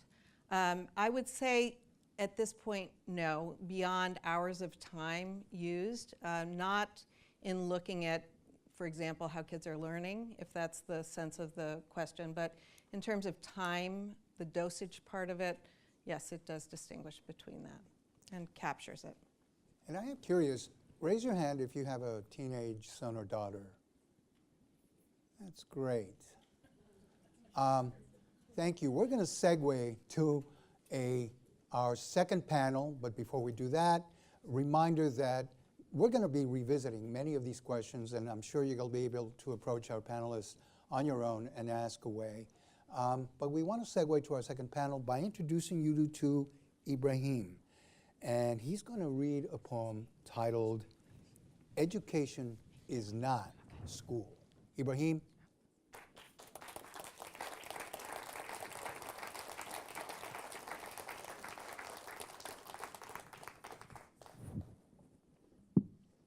Hello. Oh, is this working? Okay.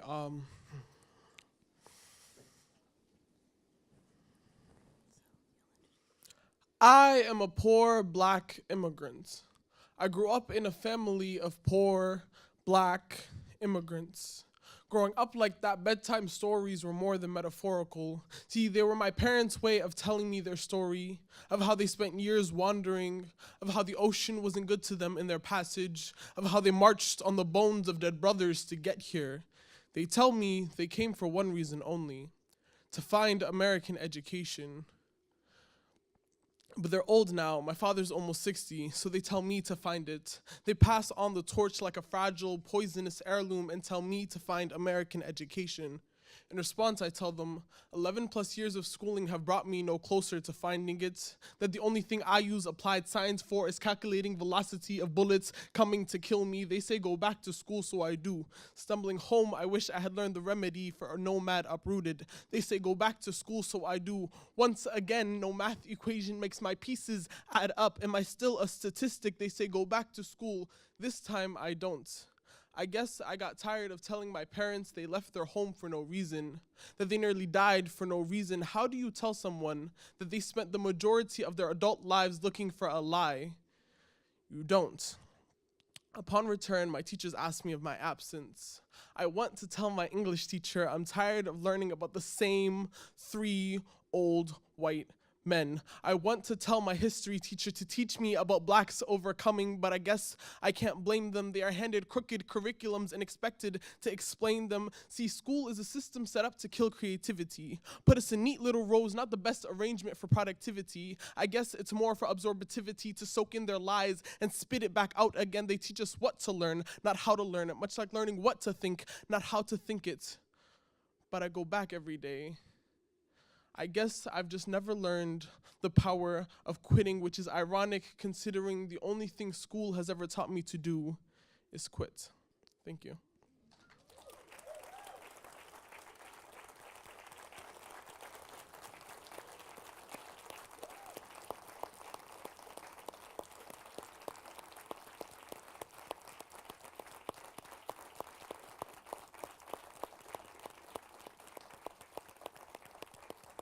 All I can say, Ibrahim, all I can say is wow. Tell us what you really think. And it's a reminder, by the way, that we have many young people who are going to be presenters, who are going to be part of our panels throughout the day, something certainly to look forward to. We're going to now move to our second panel. It is titled Perspectives on Family Engagement. Now we're going to try and move seamlessly through our panelists and their presentations, so I'm going to introduce them all to you at this point. First up will be Karen L. Mapp. Second, Kwesi Rollins. Third, Jacqueline Tuque and Denise Snyder. And Victor Borello. Vito.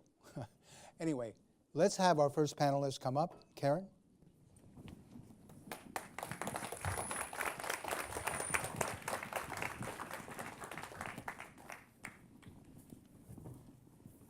Good morning, everyone.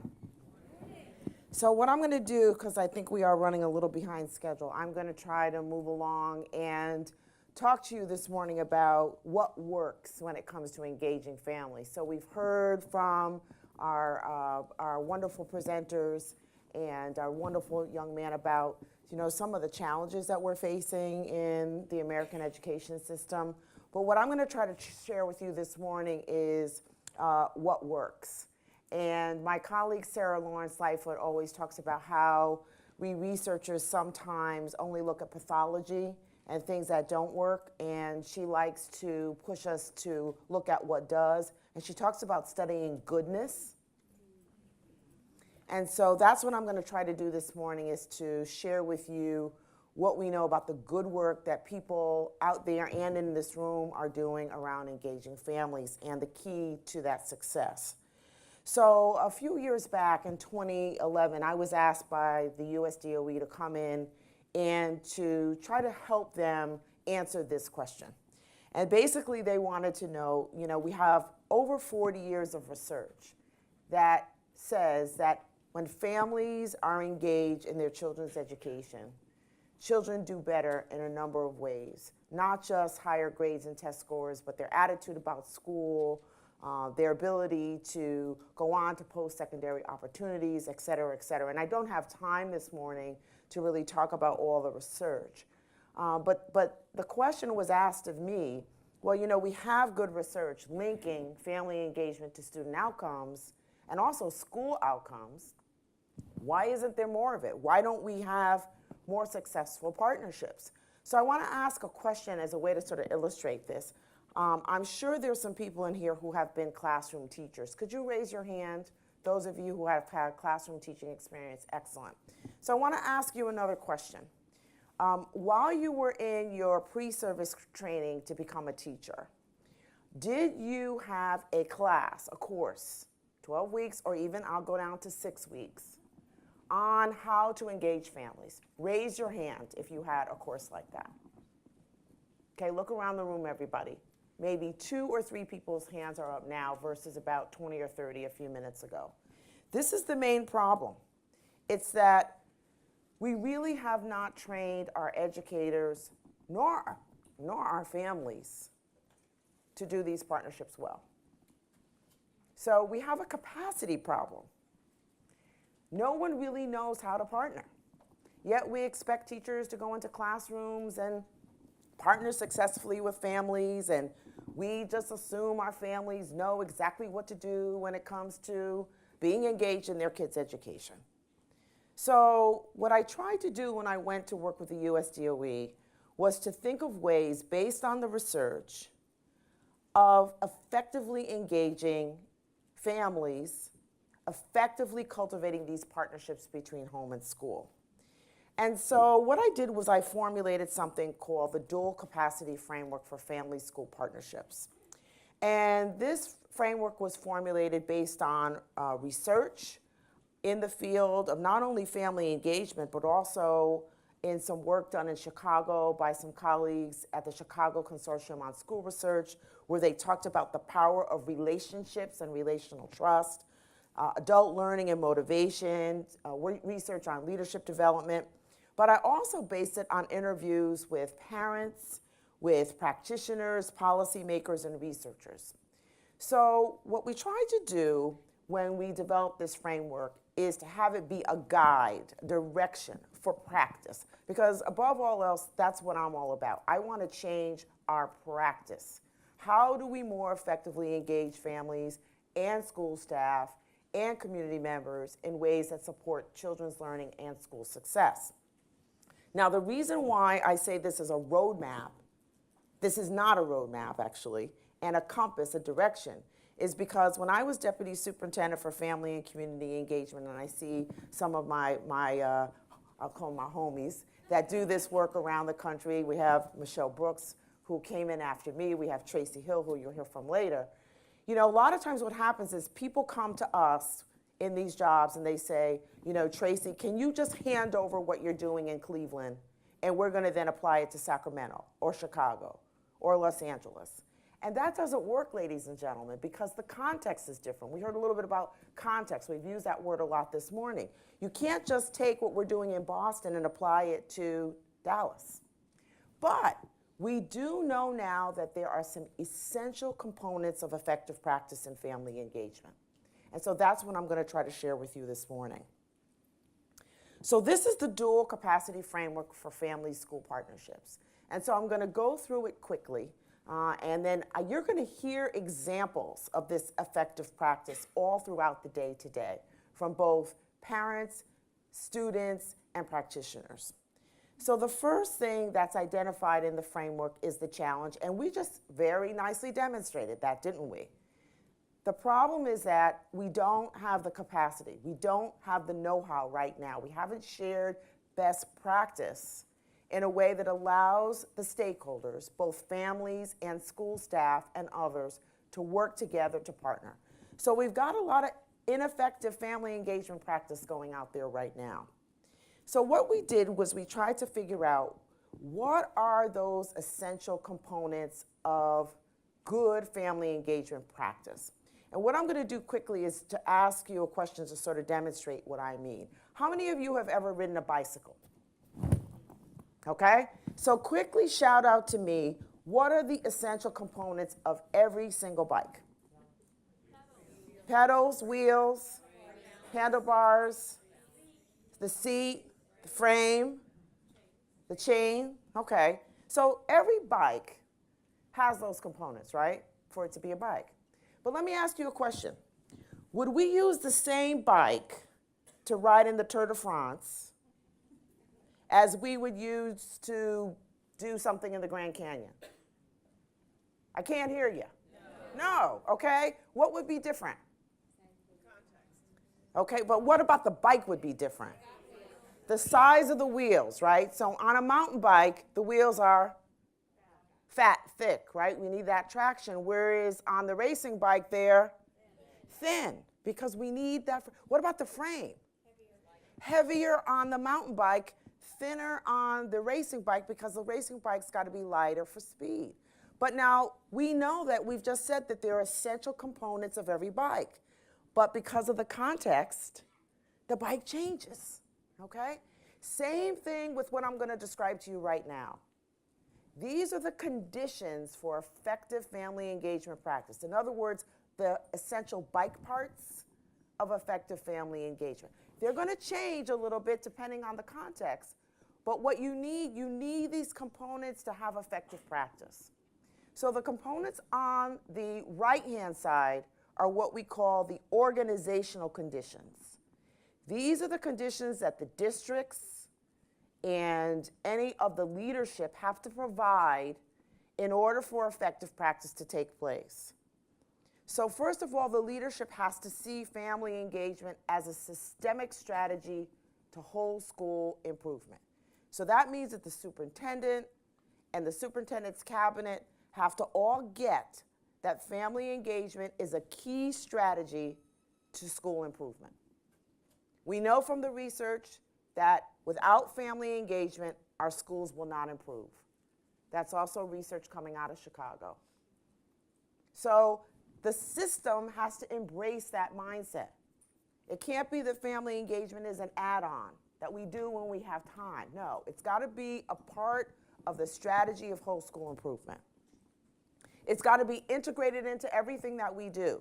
So we have a family engagement strategy when we're hiring in the HR department. Do we ask key questions of people who are coming into the system about their proficiency in family engagement? And we have to provide resources, not just money. Sometimes it's time, restructuring how we have our time set up for our teachers and for our leaders in order to engage with families. Now, on the other side are the process conditions. And these are the steps when we're planning our initiatives. These are those key, again, bike parts that have to be a part of every initiative in order for it to be successful. So I'm going to quickly go through these. So the first one you see is that your family engagement practice has to be linked to learning and development. So we're going to do a little interactive exercise. See, I throw these in to keep you guys awake. And so what I want you to do is I'm only going to give you about 30 seconds to do this exercise with me, okay? I want you to think about middle school, and I want you to write down 5 events that most typical middle schools have for families. Think September to June. Quick, write them down.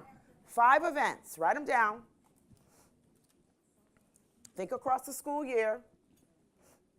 What are 5 events?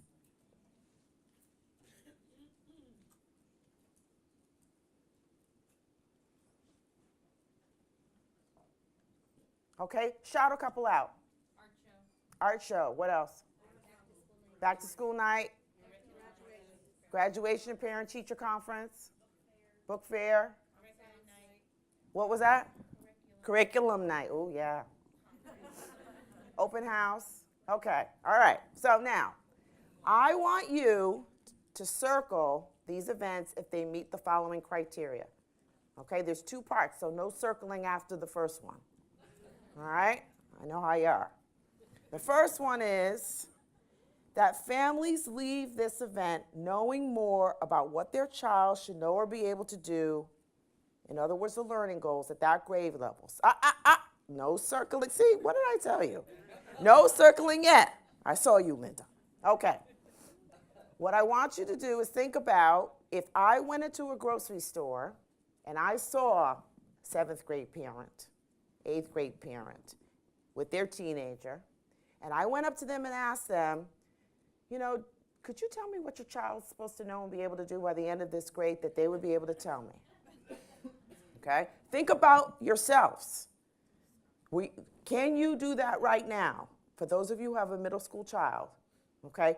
If you went to an event, was that information shared with you? And do you understand it? And here comes the second part. That you leave that event knowing a new tool or a tip or something that you can use to support that learning goal. So in other words, how we learned a little bit about how the brain works and practice.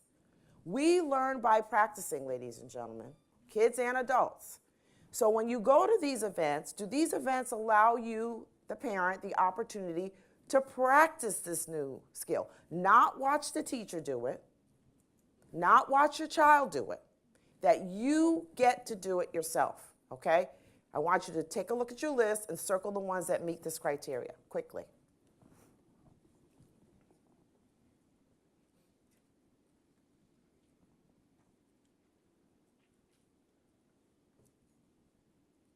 Okay. How many of you were able to circle all 5? Raise your hand. How about 4?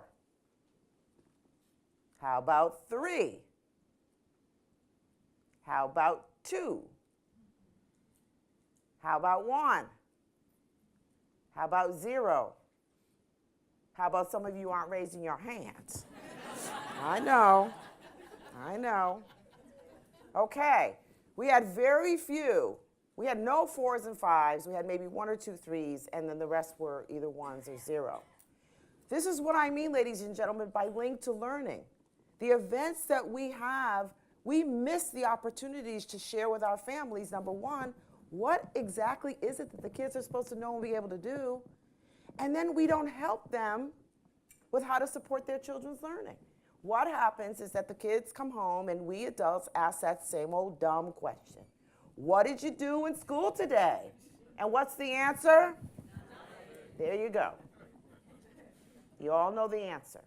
So what we need to do, ladies and gentlemen, is to help our families connect with what we're trying to do in our schools so that they can work together with us as educators to support that learning and development. What are some of the other process conditions? Our activities and initiatives with our families have got to be relational. One of my colleagues, Sue Hung, is doing a wonderful study about teachers who are really good at engaging with families. And what those teachers know is that this relational piece is key. No relationship, no engagement. The relationship serves as the oil for everything else that we try to do, especially when many of our families experience what she calls generational disrespect. This is disrespect that's been handed down, passed down from one generation to the next. And we think that with just one phone call or one email, that we're gonna knock down all those barriers of generational disrespect and our families are gonna just come running lovingly into our arms as school staff. It takes time to build those relationships. This other one is about a mindset, that we really see family engagement through a developmental lens and a development lens and not through a service lens, where we feel that we have to come in and save these poor parents from themselves and provide them with services because there's no way that they could ever do anything for themselves. Developmental means that we know that empowerment is the way to go. So we see our families through a lens of assets versus deficits. The next one, collaborative, that we know that our families have what we call funds of knowledge. Louise Mahl coined this term, where there's a lot of knowledge that our families have of the community and also of their kids. They have parent knowledge. We need that knowledge in order to be able to be the best educators we can possibly be, so that we collaborate with our families instead of just talking at them, which happens at a lot of those events that you just mentioned, right? Versus really collaborating with them. Let them know that we need them, that we need their knowledge, and that they already have skills that we want to cultivate and enhance. And then finally, interactive. One of the reasons, even though I only have 20 minutes, one of the reasons why I tried to fit in an interactive exercise is because, again, we learn by practicing. So what happens when we start to engage in these effective bike parts, components of family engagement that work? What we see is growth in the adults, in our families and our staff. One of my colleagues, Monica Higgins, talks about the 4 C's. So when we say capacity, what do we really mean by capacity? What's the definition? Well, she's helped us to unpack that. So we start to see our stakeholders learn and grow in the following ways. Their capabilities, their skills and knowledge, which is sometimes where we land, and we don't remember there are these other 3 C's. And that is that our families and our educators grow in terms of their connections, their networks, who they know, who they can talk to. They also grow in terms of their cognition. There's a study now that's being done of the Parent-Teacher Home Visit Project out of Sacramento, which looks at, do people's implicit biases about one another change when they start to develop these relationships between home and school? So our beliefs about each other's change. And then finally, our confidence. I see my teachers and my principals more confident about engaging with families, and our families start being more confident about their ability to support their children's learning. So lo and behold, what we end up with are stakeholders who now have the capacity to connect with each other. We have educators who are now more intent on building these partnerships with families. They know how important it is to their ability to be strong and good educators and effective teachers. They're culturally conscious. They know how to welcome families into the classroom. Hopefully they then learn also how to respond to our young man's pleas to see himself in the curriculum. And now we also have family members, and by the way, one of the things I didn't say is that when I say parent, and when a lot of us in this community say parent, we mean all adult caretakers. So grandparents, auntie, uncle, etc. So we have family members now who learn how to be engaged in multiple ways, not just in sort of the middle class box that we sometimes put them in, of PTA, which is nothing wrong with PTA. But when we only allow PTA to be the way that our families can be engaged, we're knocking off a lot of the other ways that they can support their children's learning. So this is the Duel-Capacity Framework, and I'll be happy to answer more questions about it a little bit later. But what I hope it's done is to help you see that we do know a lot more about what effective practice looks like in family engagement, and you're going to hear and see examples from all over the country of ways that people are putting this framework into practice. Thank you so much.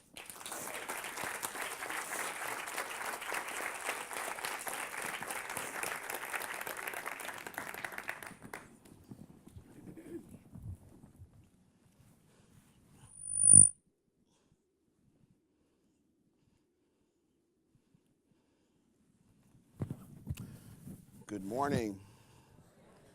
Good morning. My name is Kwesi Rollins with the Institute for Educational Leadership in Washington, D.C., and I am the mountain bike on this panel.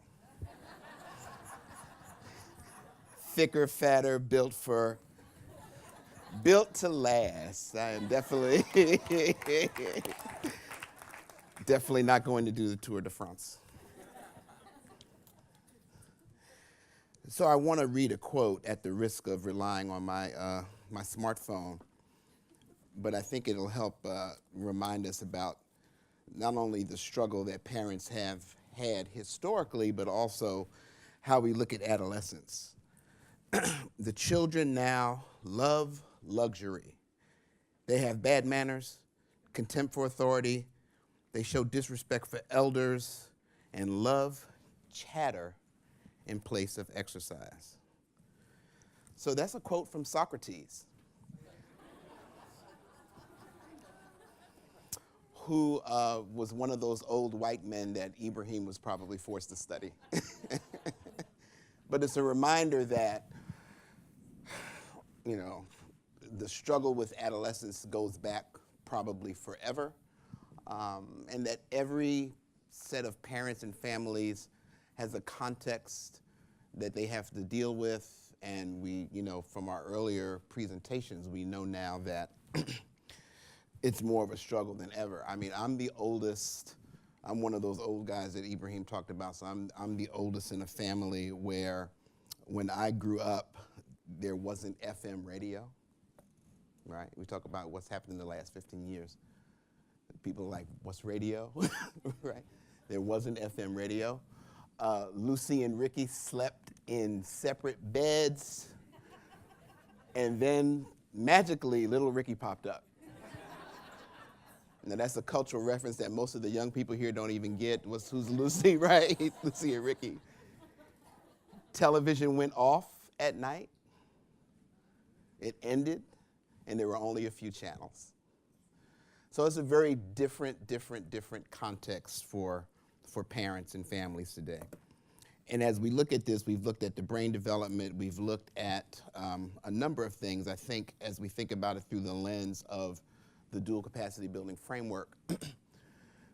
Part of our solution is really about learning who our parents are. Who are our parents and families? And if we don't dive deep into that, because we have some general sense of context, but for those of you who are in specific schools, in specific communities, with specific kids, it's really important for you to do a little bit of deeper investigation into who your parents and families are, so that you don't get stuck in bias and in stereotypes and in misinformation.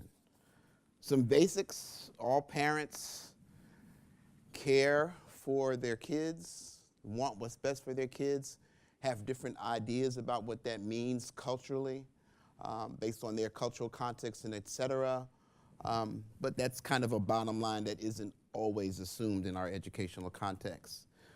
Demographics and socioeconomic status sometimes paints a really grim picture, so we make assumptions about what it means to grow up poor. We make assumptions sometimes about what it means to live in vulnerable communities and poverty and, and a lack of services and supports. But all of those assumptions don't automatically kind of condemn young people, and it doesn't mean that they can't still thrive and do well and really succeed. If we don't get those details, we're in big trouble, and if we don't dig deeper, then we're subject to all kinds of just stereotypes. A little bit more about our students. We have a sense of what the brain is, and I'm glad I don't have a lizard brain this morning.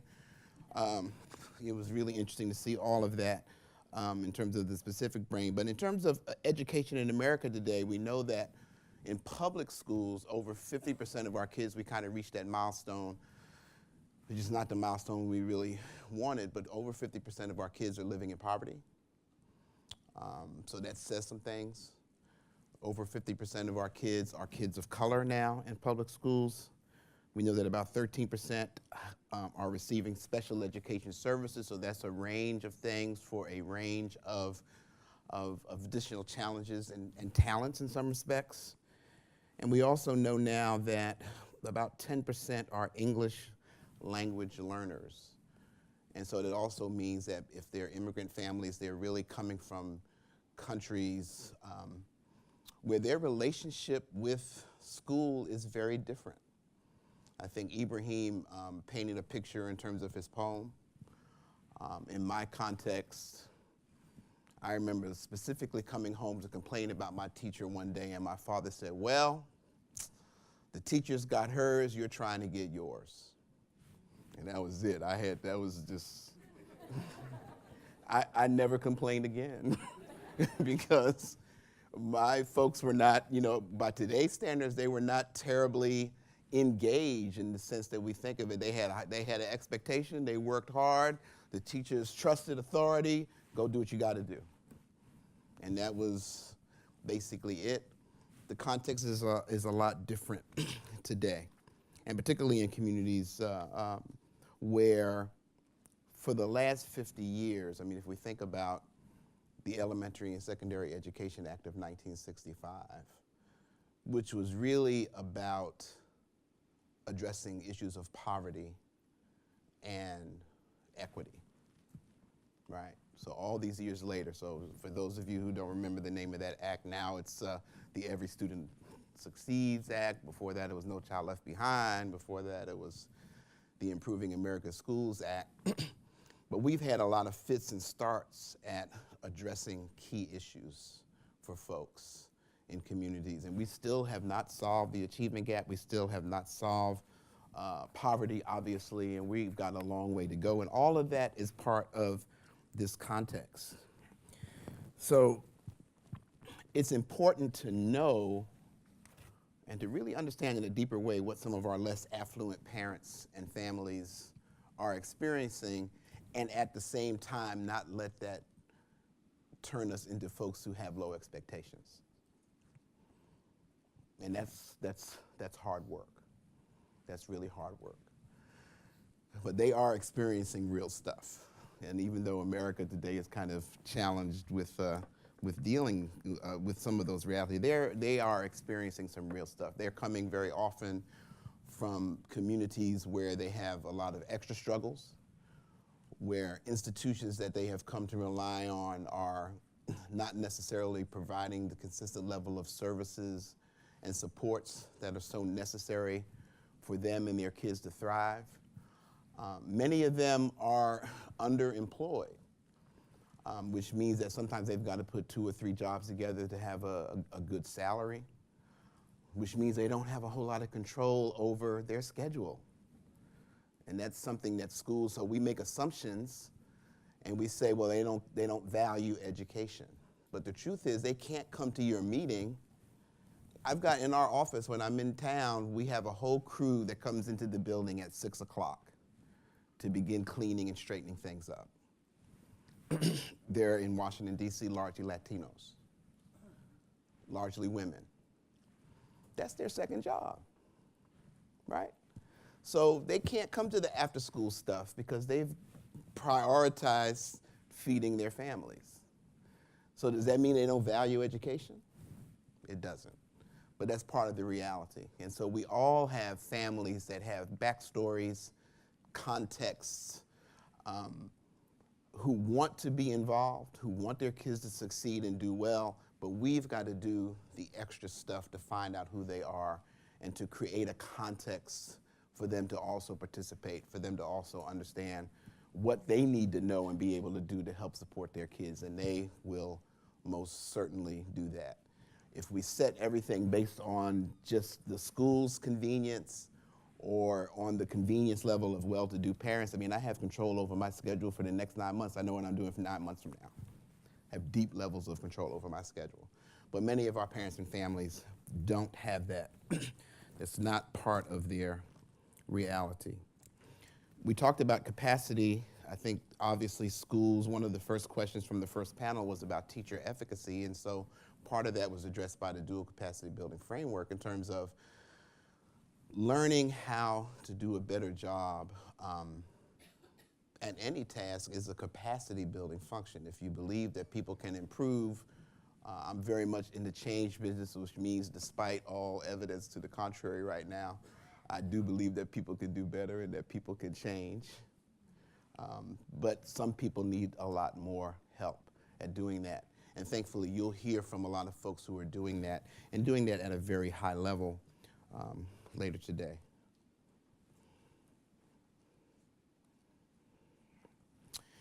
You know, Brookings did a study recently where they looked at essentially how folks feel about the future. And we're at a moment in time, and I guess some of that is reflected in the level of anger, and this is worth knowing, where poor whites are the least optimistic about the future in our country right now. It's almost, and white men, nobody in this room, of course, are just in crisis. I mean, it's really, particularly poor white men, are really having a crisis. And that impacts home context, that impacts the capacity for learning and being aware of that. And despite the fact that we often assume that poor folks who happen to be people of color aren't able to kind of match up or do as well, they actually are much more optimistic about the future. It's not entirely sure why that is, but they're not as depressed, they're not as worried, they feel like there's a bright future, and they're working really, really hard to make that happen for themselves and their families and obviously for their kids. And so what does that mean? That means that's an untapped resource for schools and teachers. And it also means that I think that in a lot of the work that schools are trying to do around equity and race, that our time might be better spent focusing on some of those things than just, you know, only working on white privilege and issues that are difficult to work on, you know. That it would, if we could figure out a way to actually help folks understand that they can tap into some other kinds of, not just funds of knowledge, but just some other kinds of energies for their people of color, and to really understand that, well, one of the reasons why some of your immigrant families aren't as present for you is also because they trust you. Because in their culture, unlike in American culture right now, the teaching profession is revered. And so teachers, much as my father said, you know, I kind of disagree with him, but I was one of those adolescents as the oldest where I didn't dare say anything. The teacher's got hers, you're trying to get yours. So he basically told me, listen to your teacher. So there's a great deal of trust that's possible if we tap into it wisely. So I'm almost out of time, but this has been a wonderful conversation. You know, I think back, I never got around to having kids, but I was one of those guys who was a caring adult for a couple of young men from the time they were 6 or 7 years old, and now they're both about to be 30 years old. And one of those contexts was as a result of a personal relationship, my girlfriend's child, and the other was as a mentor. I was a big brother. In fact, I'm still a big brother, as you can see. But I was formerly a big brother and big brothers, big sisters of the national capital area in Washington, D.C. And I was matched with Lamont in particular when he was 8 years old. He's going to be 30 next week. So it's a really long-term relationship. But with both of those boys, we had a lot of conversations, and I was the one, as kind of the significant male figure in their life. I was the one that I was kind of cool enough until they told me I was officially old when they got 14. But I was cool enough for them to really be honest with me and to really have a lot of deep conversations. And I went to parent-teacher conferences. I mean, I had a lot of those kinds of experiences. And so one of the reasons why we use family now instead of parent engagement is recognition of the fact that there are a lot of caring adults in the lives of kids who can play a positive role and should be asked to do so. And of course, we can never know that if we don't do that extra work to discover who are our kids, who are our families, what is their context, and how we can really create the kind of system we need to support them fully. So I think that's my time. Thanks so much.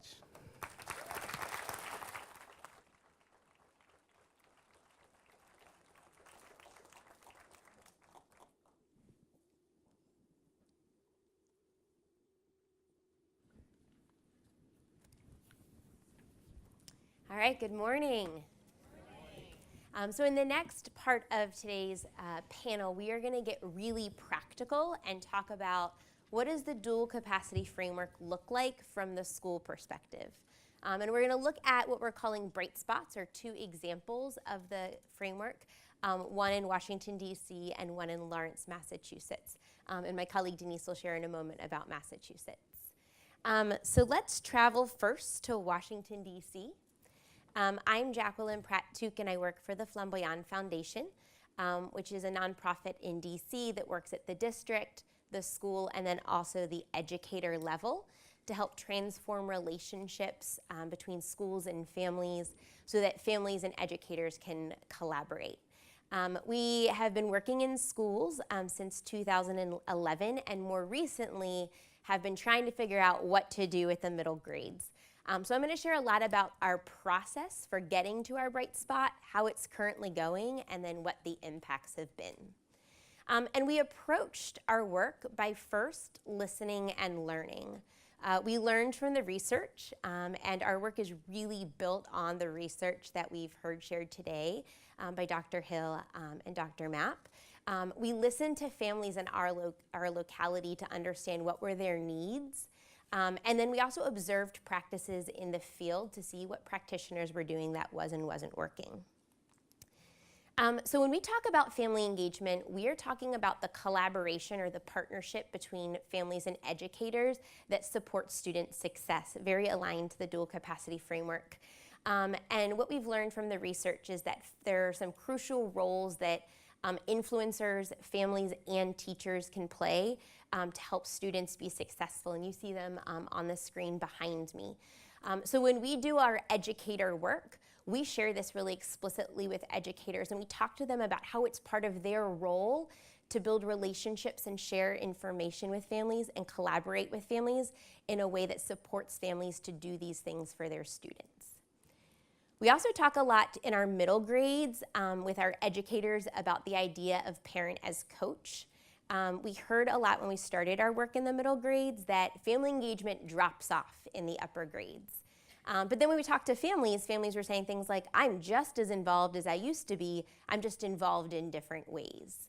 So we talked to our educators a lot about wanting to empower students and give students voice in their middle school education.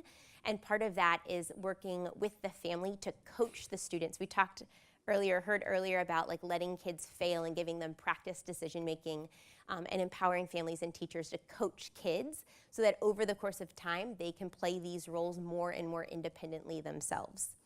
So those are some of the things that we're trying to achieve in our work. When we also talked to families, one really big thing that we heard in our context was that the relationship between school and home was broken. Families did not feel welcome in the school community, and particularly our middle school families reported that in sort of the complex structure of the upper grades. And they were also reporting that they didn't have the information, or they didn't consistently have information from all their child's educators to play those roles that we just saw and support learning at home. So based on what we learned from the research and what we heard from families in our context, Flamboyant developed a framework for family engagement that we use to build the skill and knowledge, the capacity of educators around so that they can more effectively engage families. The foundation of the framework is a trusting relationship. When we train teachers, we always say, no one cares what you know until they know that you care. So we support teachers to think about how do you build relationships with families in a manner that levels the playing field, can overcome some of the power dynamics that exist between school and home, and builds trust. And once those trusting relationships are in place, we believe that educators and students and families can have academic partnerships, a collaboration where they're sharing data, problem solving together, sharing strengths and weaknesses, setting goals, making plans for improvement. And when we interviewed our families, the other thing we heard loud and clear was that families said the number one way that a school can engage them, the most helpful way, is consistent, proactive communication. And you see that wrapping around our framework. We'll talk to educators and say this is the glue that holds the framework together. It's the glue that sustains the relationship over the course of time, and it's the glue that sustains the academic partnerships outside of those formal touch points when families are coming to school. And last but not least, we looked at the field. We heard earlier from Dr. Hill how complex middle schools are, and a lot of teachers were reporting that it was a barrier to family engagement, and we're hearing the same thing from families. Families saying, I don't know who to talk to, I don't know who to go to for information, school feels cold or scary. So when we looked at schools who were doing a really great job at engaging families, we saw that they had two complementary structures in place. One was the advisory or homeroom structure, where a teacher was assigned a small cohort of students, about 10 to 15 students, and an explicit part of that advisor's role was to build relationship with those students, to get to know them, to be their go-to person at school, and also to get to know their families, so the families had a go-to person at school that they could trust. Then there's the grade level meetings where all the teachers that instruct that student get together to share information and plan and collaborate. Part of the advisor's role is to take information about the student and family to the grade level so that other teachers can benefit from the information they have. And then the advisor learns information about generally what's happening in the content classes that they can take back to families when there's questions. and they can also help the family diagnose trends in the student's progress across classes. So in DC, we partner with 12 public and public charter middle schools in the city to implement the framework that you saw just a second ago. And I wanted to take a moment to introduce you to one of our schools. This is Jefferson Middle School. You will get to see, hey Kareem, you'll get to hear Kareem talk later. He is with us today from Jefferson Middle School. They have been working with us since 2013.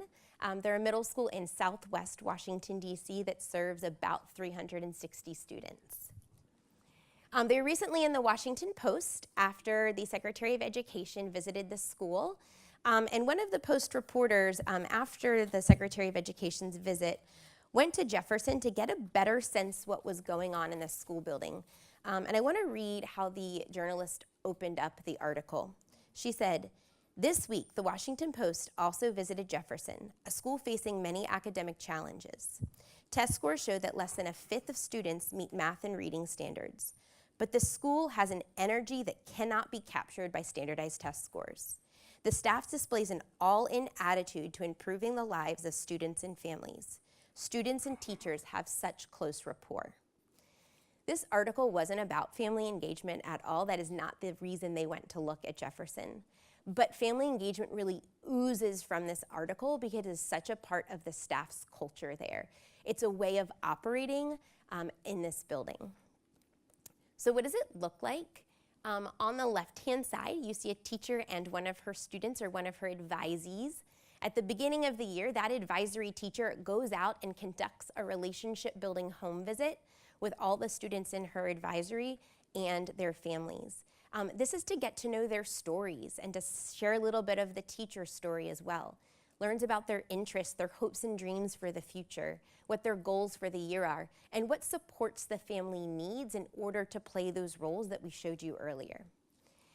After that initial meeting, the school does a lot to continue proactively communicating with families so that families are always updated with academic and social emotional data about their child.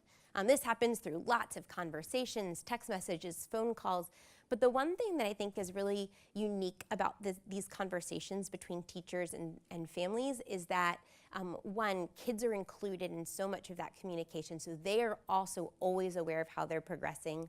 And two, they're done in a manner that communicates, that communicates in the potential of the kid and talks about how parents can support the child to realize that full potential. And then lastly, later in the year when fall rolls around, the school has their first round of conferences, and to really fortify those academic partnerships, the school uses a strategy called student-led conferences that put kids in the driver's seat of that data conversation, which is really powerful because it empowers kids to know their data, own their progress, talk openly about their strengths and weaknesses, their goals, and their plans for improvement. And I think it positions families and teachers to sit on the same team and really coach the student to realize their goals and make those plans. So what's the impact at Jefferson? Last year, 85% of families attended student-led conferences at this school. Before implementing these strategies, the school was reporting out about 20% conference attendance, so it's a huge jump from where they used to be. 97% of families said that because of the student-led conferences, they have a better sense for how their child's doing in their classes, with 85% of families strongly agreeing to that statement. And 92% of families say that they know the teacher wants to help them support their child and feel like the teacher actually does that. Again, with 85% of families strongly agreeing to that statement. We've done a lot to make sure our work is always responsive to the needs of families, so we've conducted a lot of interviews and surveying to hear from families, how's this working, how's this feeling, what can we keep improving? And I wanted to share some of the qualitative feedback that we had from Jefferson last year. And two big headlines stood out from that feedback. One was parents were saying, I know my kid's teacher deeply and authentically knows my child, and that makes a huge difference. And the other thing we heard was parents saying, I know the teacher wants to work with me. The teacher values me and sees that I'm an expert and have some of that expertise to add. So just wanted to share a bright spot, and I thank you for listening to what this looks like in action. I'm going to pass it to Denise so she can talk about the work in Lawrence, Massachusetts.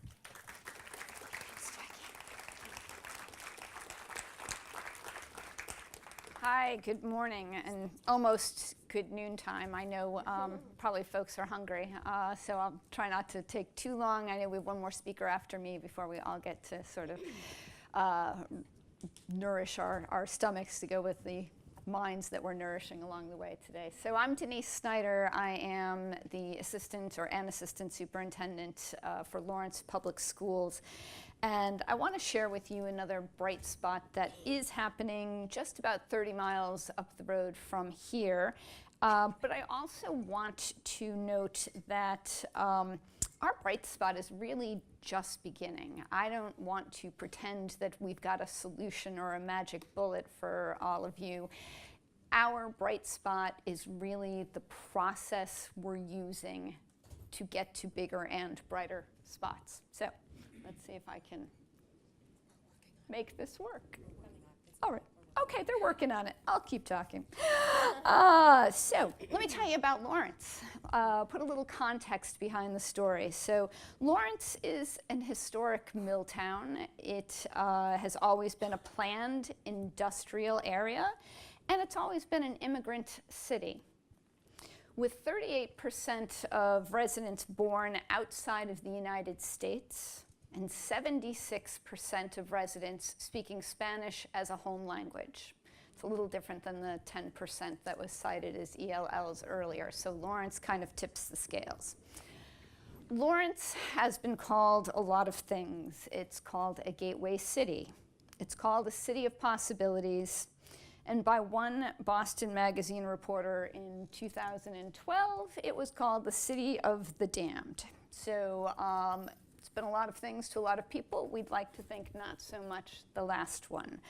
However, in the same year, in 2011, the state did come in and take over Lawrence Public Schools and place it into receivership. The receiver utilizes what he calls a third way, and it's a blend of traditional district schools, of charter-led schools, and also a union-led school, and a really healthy dose of autonomy to allow schools to experiment with new and innovative ways to educate. And over 6 years, we've really had some terrific results. We have increased graduation rates from 36% to 72%. So we've doubled that number. We've cut the dropout rate from 8.6 to 4.5. And we've increased our level 1 schools where there were 2, there are now 10. But we know that these changes are not sustainable, and we know that they're not as good as they can be without the benefit of partnerships. So I want to talk a little bit about design thinking.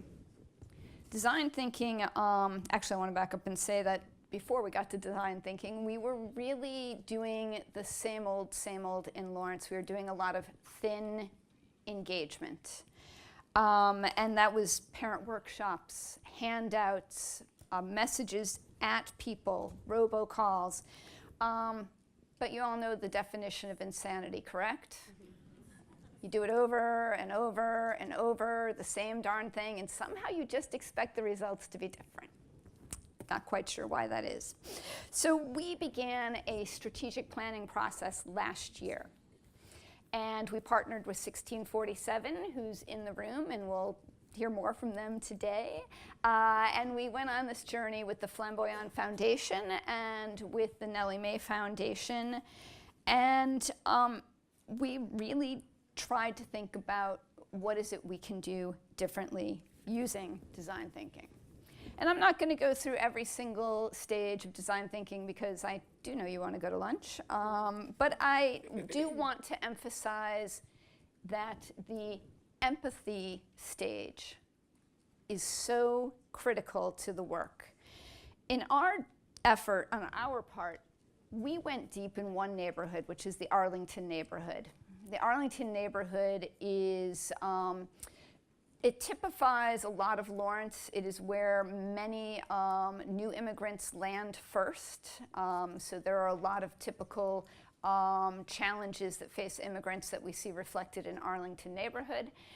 Interestingly enough, 3 schools serve that area, 2 primarily serve it, and those 2 share one building. They're a feeder pattern, a K-4 school and a 5-8 school.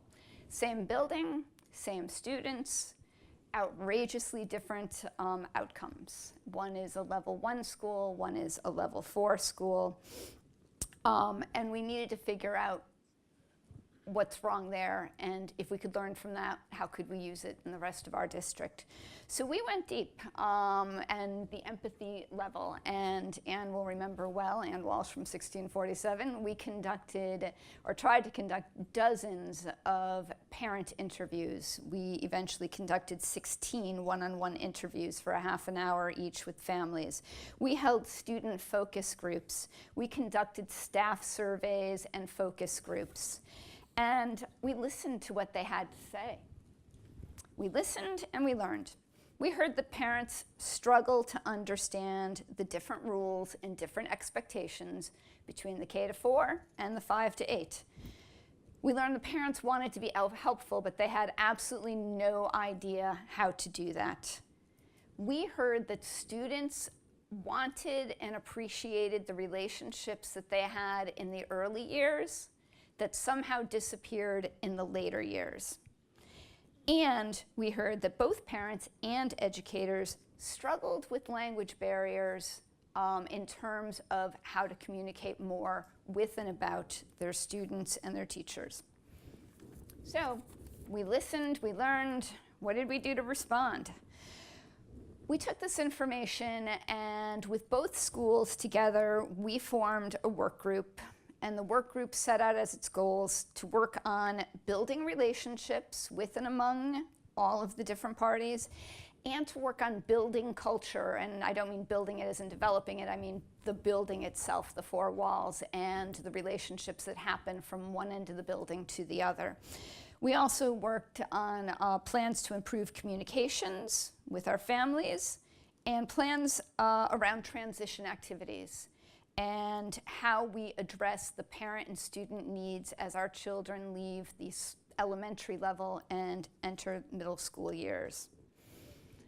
Group is also prototyping a couple of other, a couple of things around transition specifically. They've planned a move-up day where the 5th graders or the rising 5th graders spend all day with the existing 5th graders and shadow them to classes and meet teachers and ask questions and play games that are exciting and fun and tap into some of the things that make them tick and less about what makes us tick.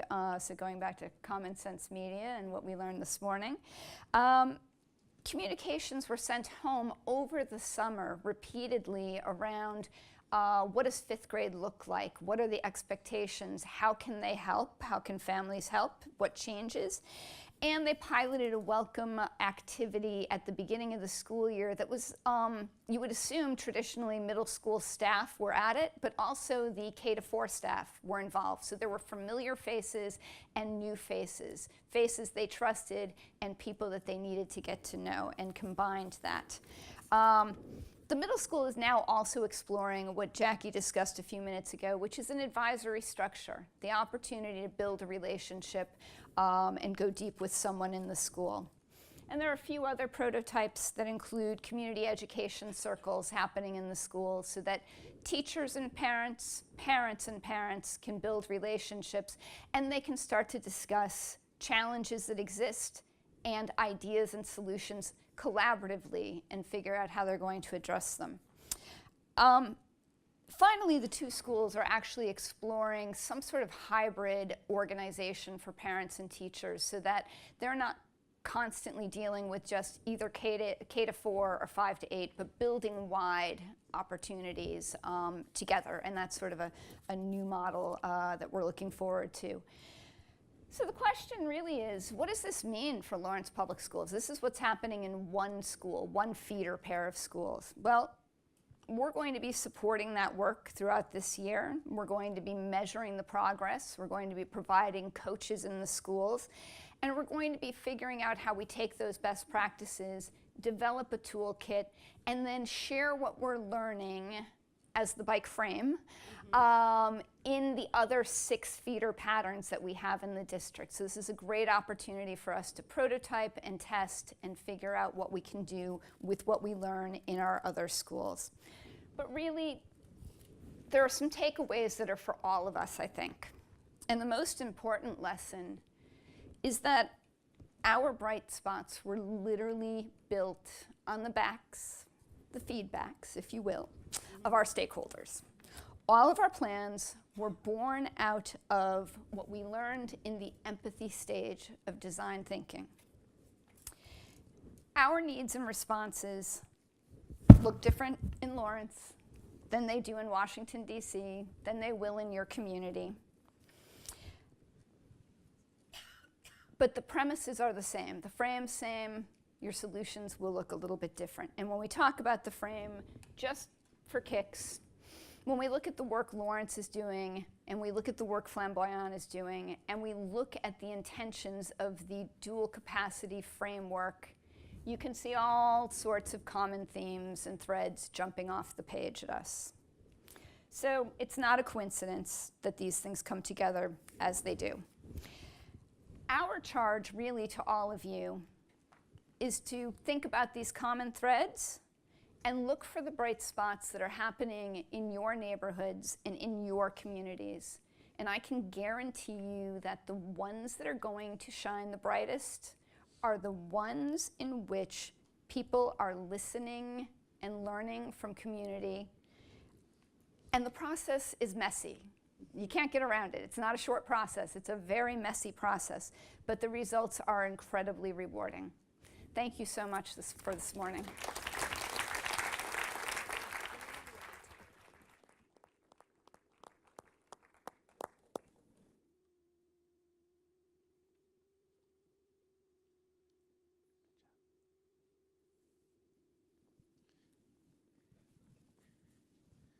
So good morning. My name is Vito Borello. I'm the Executive Director of the National Association for Family, School, and Community Engagement, and your final presenter before lunch. And I feel for everybody. So I have an idea. I want to tell a story, and I want to rewind to 2011. But how about if I do that while we give people a chance to stretch? So stand up, and I'll talk about this story. Okay. And if you don't want to stretch, you don't have to. In 2011, I was actually, for 19 years, prior to my role here at NAFSCI, I was the president of an organization in New York State that was a family engagement organization and a parenting education organization. We worked very closely with our New York State Education Department. And so at the time, the deputy commissioner of the New York State Education Department, Joe Fry, was having a teacher preparation seminar in New York City, and he wanted me to come. And it was 40 to 45 deans of education from across the tri-state area. And so I'm sitting down, and they're talking about how New York City teachers don't know their students. This is going on, and I'm thinking to myself, as the only person that's not a dean other than Joe Fry that was in this room, do I want to be the first person to ask a question? And I decided hesitantly, I raised my hand and I said, how can we expect teachers to know their students if they don't know their families?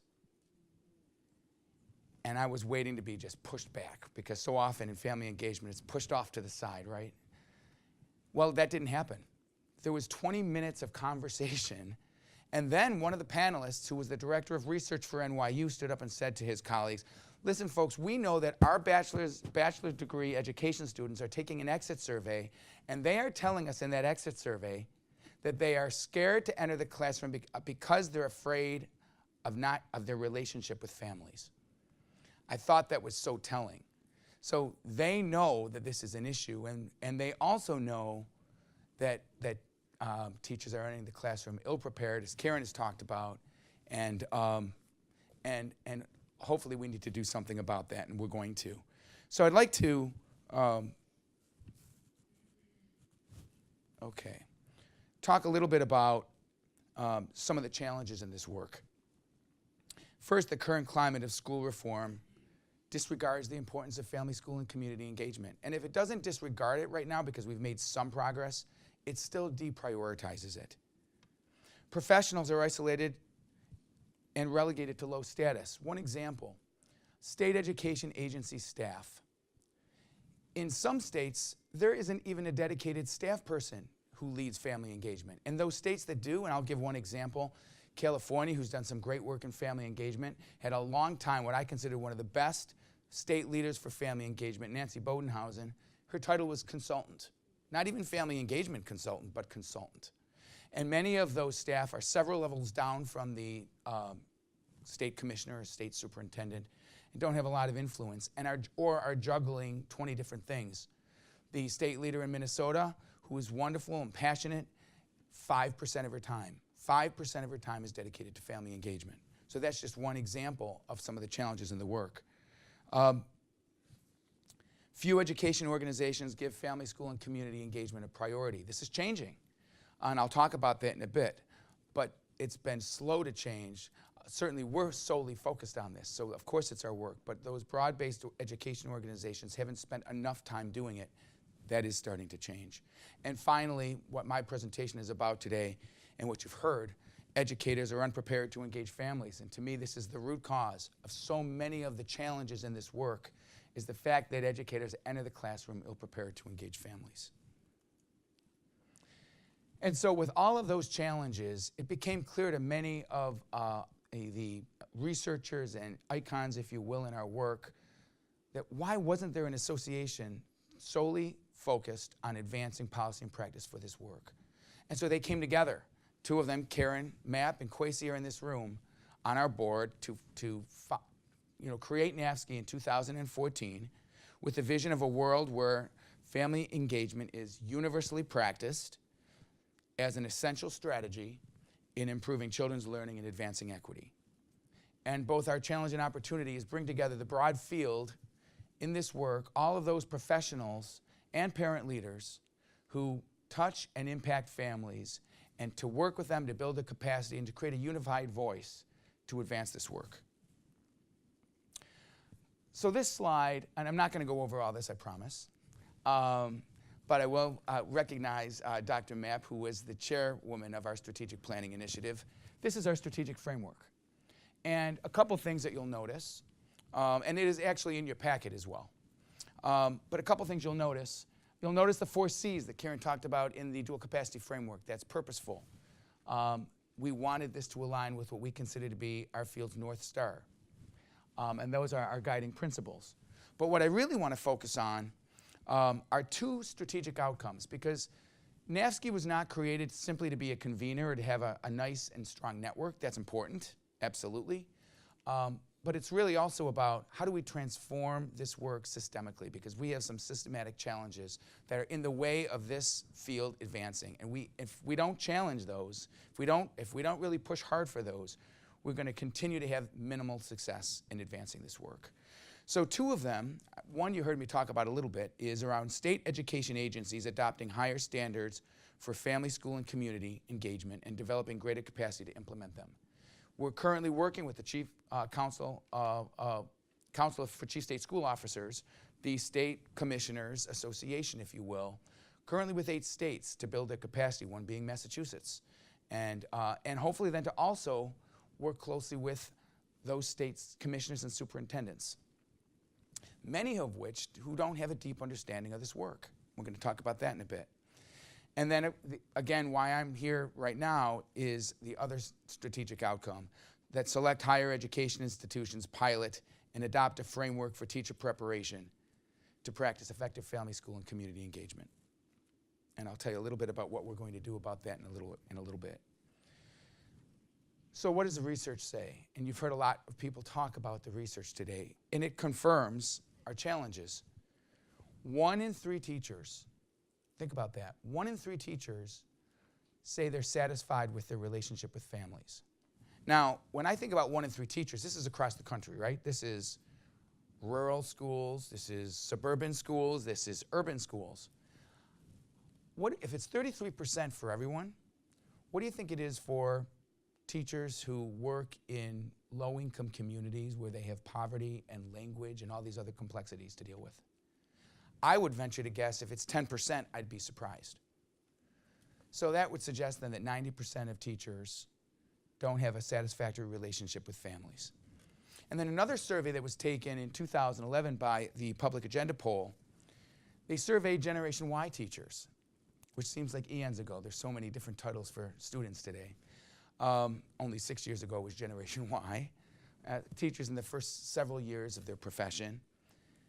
And they determined that, and they stated that the number one reason why they believe they could fail in the profession and therefore leave the profession was their lack of preparation to engage families. So this lack of preparation really positions teachers to fail when it comes to their relationships with families. And as human nature, what do we do when we're not prepared to do something? What happens if we're not prepared to do something? Anyone? Say that again? We retreat. I heard we avoid. We procrastinate, right? So when might we decide we better do something about it if we haven't been prepared? Anyone? At the last minute, when we're forced to deal with it, right? Oh, and when are we forced to deal with it?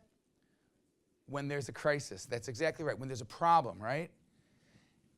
Do you think that's the best time to develop a relationship with family? There's no foundation of trust. There's no capital in the relationship, right? And here we are, the first time we're talking to a family is when there's a problem. What do you think happens? They don't know you. They don't trust you. First time you're talking to them is when there's a problem. What happens to that relationship? Anyone? Adversarial, right? It often can become adversarial. And then teachers get a negative disposition. So then we talk about, well, teachers have a negative disposition with families.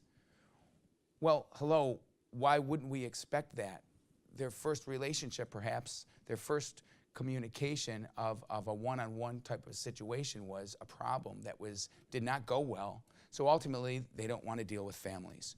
And so teachers become principals, and principals become superintendents, and superintendents become state superintendents, and state superintendents become secretaries of education. And nowhere along this continuum, for the most part, have they been prepared to engage families as partners in the education of their children around student achievement and school improvement. They may get more polished at the rhetoric. They may be great at talking about public relations and why family engagement is important, but not from a standpoint truly in action where it's about student achievement and school improvement. And so that's our challenge.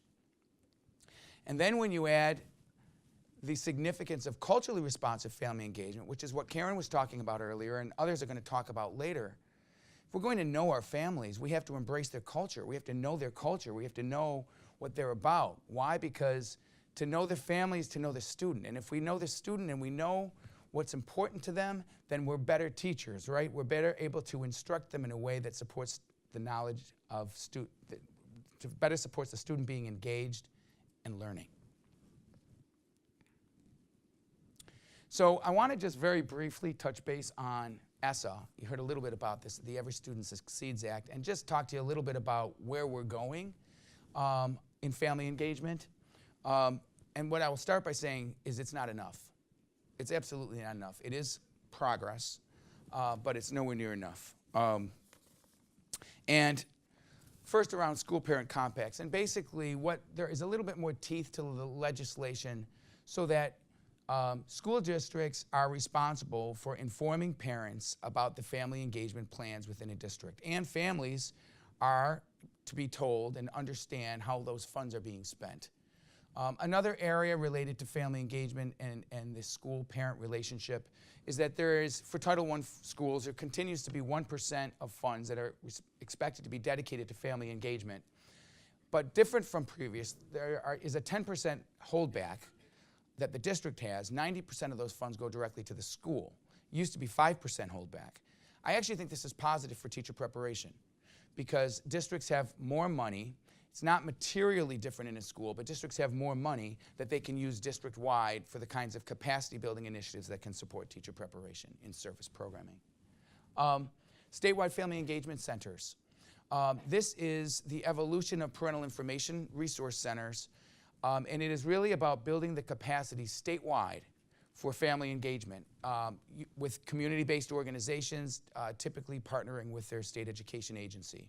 This has been in the legislation but not received funding, and I'm happy to say that 2 weeks ago, and it's just the first step, but surprisingly, considering, 2 weeks ago, the House of Representatives passed the Labor HHS bill, which includes education in it, with the $10 million in funding. So it now has to go to the Senate. A variety of things have to happen. By no means does this mean it's a done deal, but the first step, the House passed it, and so now we wait for the Senate and then hope that it gets to a point where it stays in and crosses the president's desk and he signs it. And then teacher quality. While it looks like funding is going down for teacher quality, I do want to mention a couple of things that are happening that I think are significant in states. In Nevada, they just recently mandated that all teachers being certified need to have 3 credit hours of family engagement as part of their certification. That's significant. That's a step in the right direction. University of Connecticut, not too far down the road from here, they actually have a principal institute, and they are now incorporating a track for family engagement. In fact, they're making all of their principals automatic members of NAFSC as part of the institute. So there is some progress. And then in New York State, my home state, where up to now there was no dedicated staff person, specific staff person to family engagement, through a federal funding initiative of My Brother's Keeper that they received a couple of years ago, they now have 11 staff dedicated to family engagement, and this Office of Family Engagement is in the Office of Higher Education. So that's a real opportunity. Just beginning their work, but it's a real opportunity. So what are the signs of progress? Well, this is one example of signs of progress. The Council for the Accreditation of Educator Preparation, CAPE, many of you may know them, used to be NCATE and merged with another organization, had funding from the Kellogg Foundation, and they created an online pre-service course for educators that is free and easily accessible. So it's one step. It doesn't do everything that needs to happen, but at least there's something out there now that's easily accessible for people. And I'm going to just play a short video that's related to this course. I know that my students' home lives impact their academics, and vice versa, but I just don't know how to bridge this gap.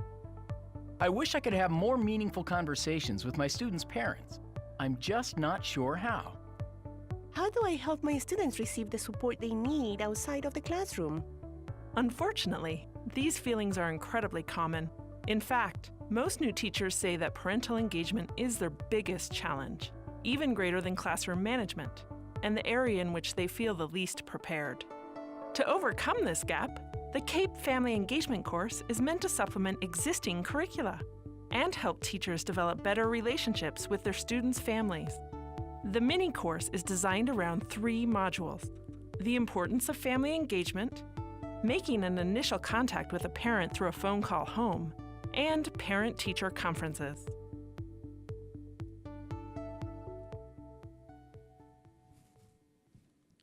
So it's not the end-all be-all by any stretch, but it's better than a college having one person come into the classroom and speak for 20 minutes and then suggest that they're doing family engagement, which happens when colleges take surveys. And there's nothing wrong, by the way, because we've got some practitioners in the room that do this work. Thank God for you that you're doing it. But this at least is a course that can be taken to move forward. I want to talk a little bit about what NAFSC is doing. So we are partnering with the NEA. Again, another example of broad-based education organizations. First CAPE, talked about Council for Chief State School Officers, and now the NEA, to create a higher education pre-service consortium. We are going to do a landscape assessment of where are all of the best practices in this work around the country. We're going to look for those higher education institutions that are doing it best, and then we are going to ask some of them to work with us over a few years to think about creating a framework that includes from early childhood to grade 12 framework around pre-service family engagement, black institutions, public institutions, private teaching colleges, really a diverse group, and then ask them to pilot it and be able to provide a platform so that we can kind of see, not only are we going to create a framework and it's not going to sit on a bookshelf, but then pilot it so that we can promote the outcomes of their work. So in closing, we've made, we've come a long way. We're having some momentum. We've got a lot more work to do. The one thing I would say to you, I think that is transformational in family engagement, is when family engagement is considered to be an instructional vehicle to student achievement and school improvement versus public relations or coming to a parent-teacher conference, that's when it changes. When people realize that family engagement is about knowledge of student and student learning, and that whether you are, that as a parent, you don't need a PhD to be an expert on your child, and as a teacher, you're leveraging that influence to better understand the student, that's when it changes. And I think teacher preparation is going to play a big role in that. Thank you. Oh, okay. All right, Panel 2, we want you back. We're going to take a few questions before we break for lunch. I hope all that grumbling I hear is your stomach and nothing else. All right, everybody ready to sit and maybe engage our audience? Let me stand here for a minute. No, it's okay. I mean, this was a really interesting panel, not that the others have not. But I just kept thinking in my head with Dr. Mapp, yes, partnerships, but the disconnect, often bureaucratic, that exists between schools and families. With Kwesi, minority and poor families more resilient and optimistic? Fascinating. But I wonder, is it because they have nowhere to go but up? Well, before you answer that, Jacqueline Stuk, Ms. Snyder, trust, but, big but, trust. What does that really mean? I remember doing a story where the teacher absolutely did not trust the mother. The teacher felt that the little boy was being abused, and she was this close to reporting his mother to social services. There was no trust. Maybe that's an extreme case. But what do you do when there is no trust? And it's not because there's not a willingness, but because the evidence, what they're seeing in this kid's life, is not worth trusting. In fact, it's worth questioning. And Vito, there's we used to call the term nanny state, that we were allowing schools to raise children and leaving parents off the hook. I wanted you to help address that. And of course, we've got some questions for the panelists from Slido. Who wants to take that? Maybe, Kwesi, you could talk about, is there nowhere to go but up? When we talk about that optimism that we're seeing reflected in the polling or in the interviews, the surveys that we're doing about parents who are struggling but who see their lives as more optimistic because through their kids and their kids' schooling? Yeah, I think, so this was a study done by the Brookings Institute that I came across maybe a month ago now, and I knew I was coming to this, so I framed it as part of my events. So that's not the primary reason why they found that difference. I think it was a combination of cultural, spiritual to some extent. By spiritual, I don't necessarily mean religion, organized religion, because you could argue that poor whites, you could also say that they have nowhere to go but up, that are really, really struggling, and so they're not having that same reaction. So some of it does just have to do with different upbringing, different style, different culture, different messages being reinforced in their particular communities as well. We see, right now in this country that a lot of the hate that has emerged is actually being reinforced in a particular community and therefore is larger than it probably should be. And that for me is a classic example. Whereas for other communities, and particularly communities of color, a different way of thinking and looking at some of this is being reinforced and supported. Dr. Mapp, the question of partnerships versus all kinds of hurdles, bureaucracies, attitudes that stand in the way of legitimate partnerships. How big of a problem? Is it insurmountable? Or are we talking about big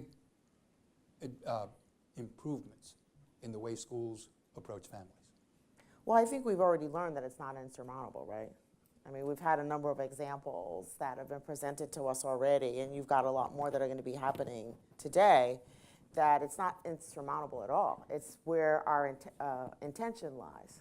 So I'll give you an example. When I was Deputy Superintendent for Family and Community Engagement in 2011, I was the only person that had that kind of role in the United States. I was the only person who reported directly to a superintendent, and that superintendent, Tom Paysan, happened to figure out that family engagement was really important, and like Vito so eloquently expressed, wasn't just a communication strategy, it was actually a strategy to school improvement.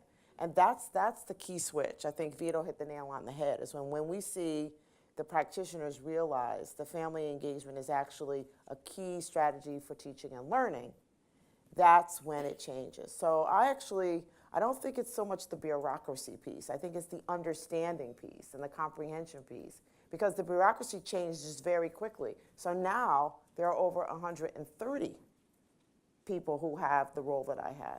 So you can see how things have been trained at 225. Exactly. Greasy knows because he's a part of coordinating the District Leaders Network.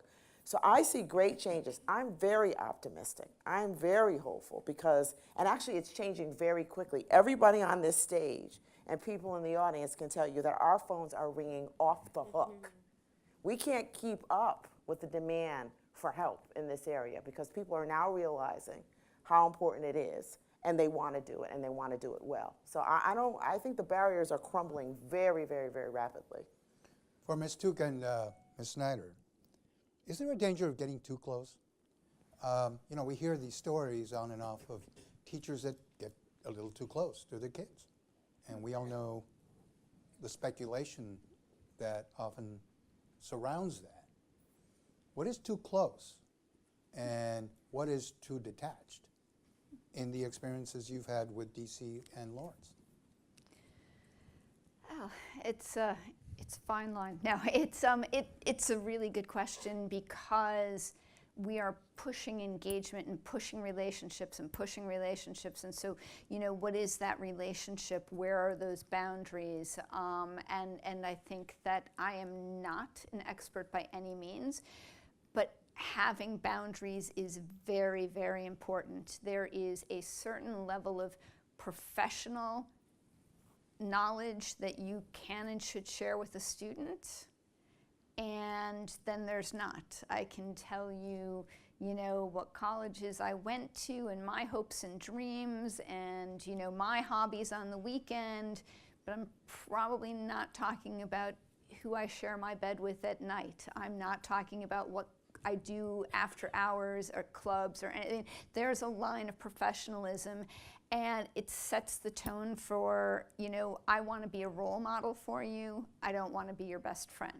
And I think that that's an important one, and it spills over to the relationship that you have or should be establishing with families as well, follows along those same sort of guidelines. We should know enough about each other to grow and learn and help inform the work that we're doing together for the child.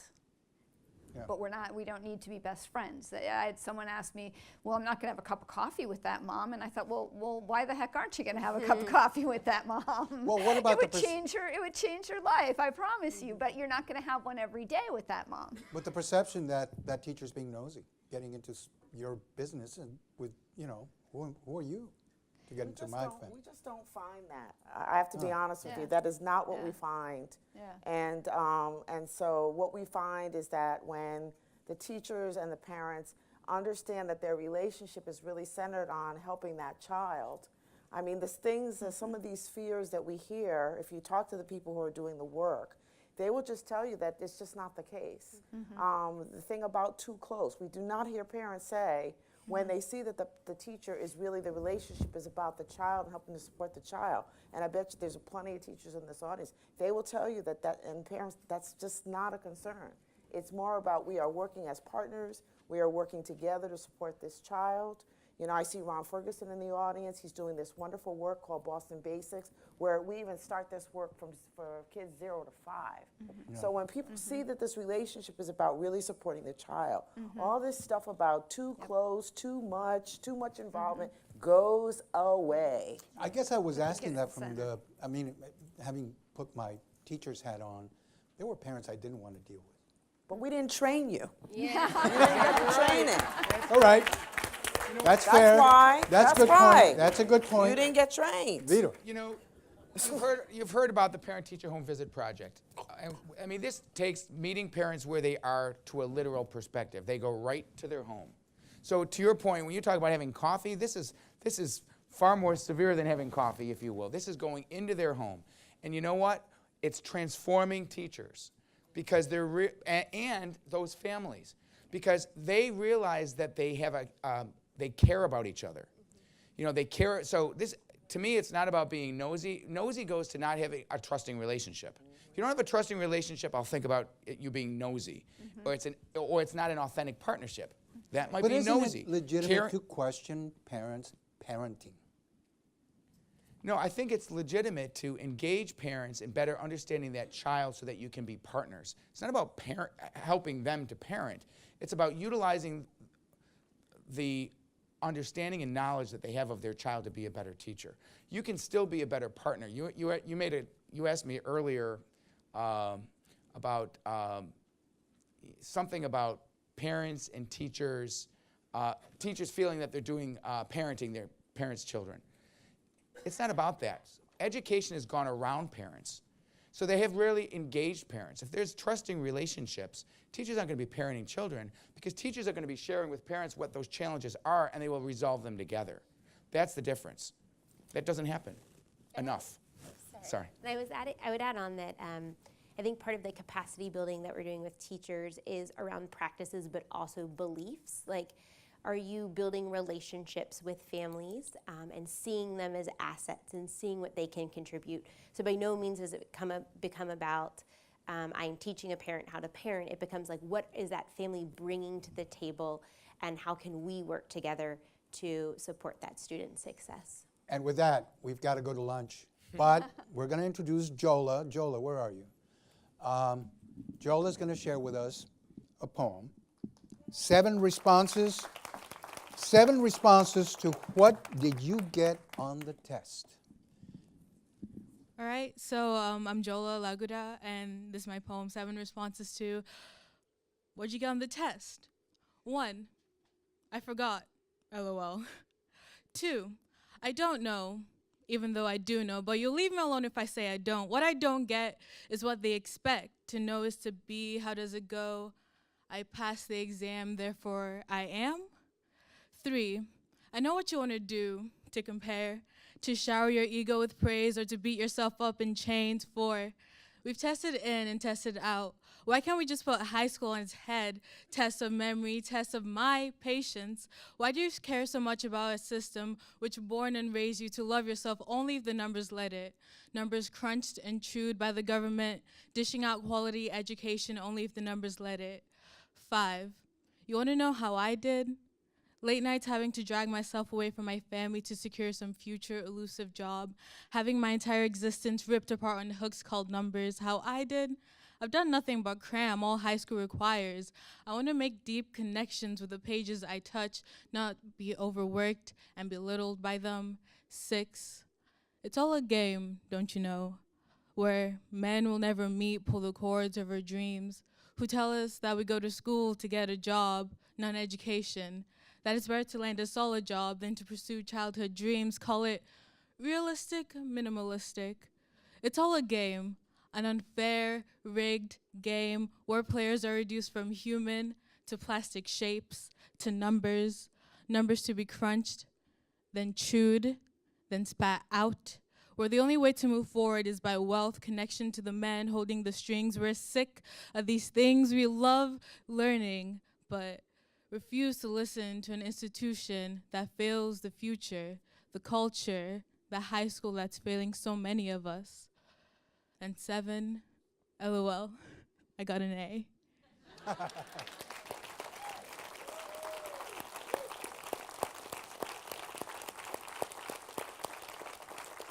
All right.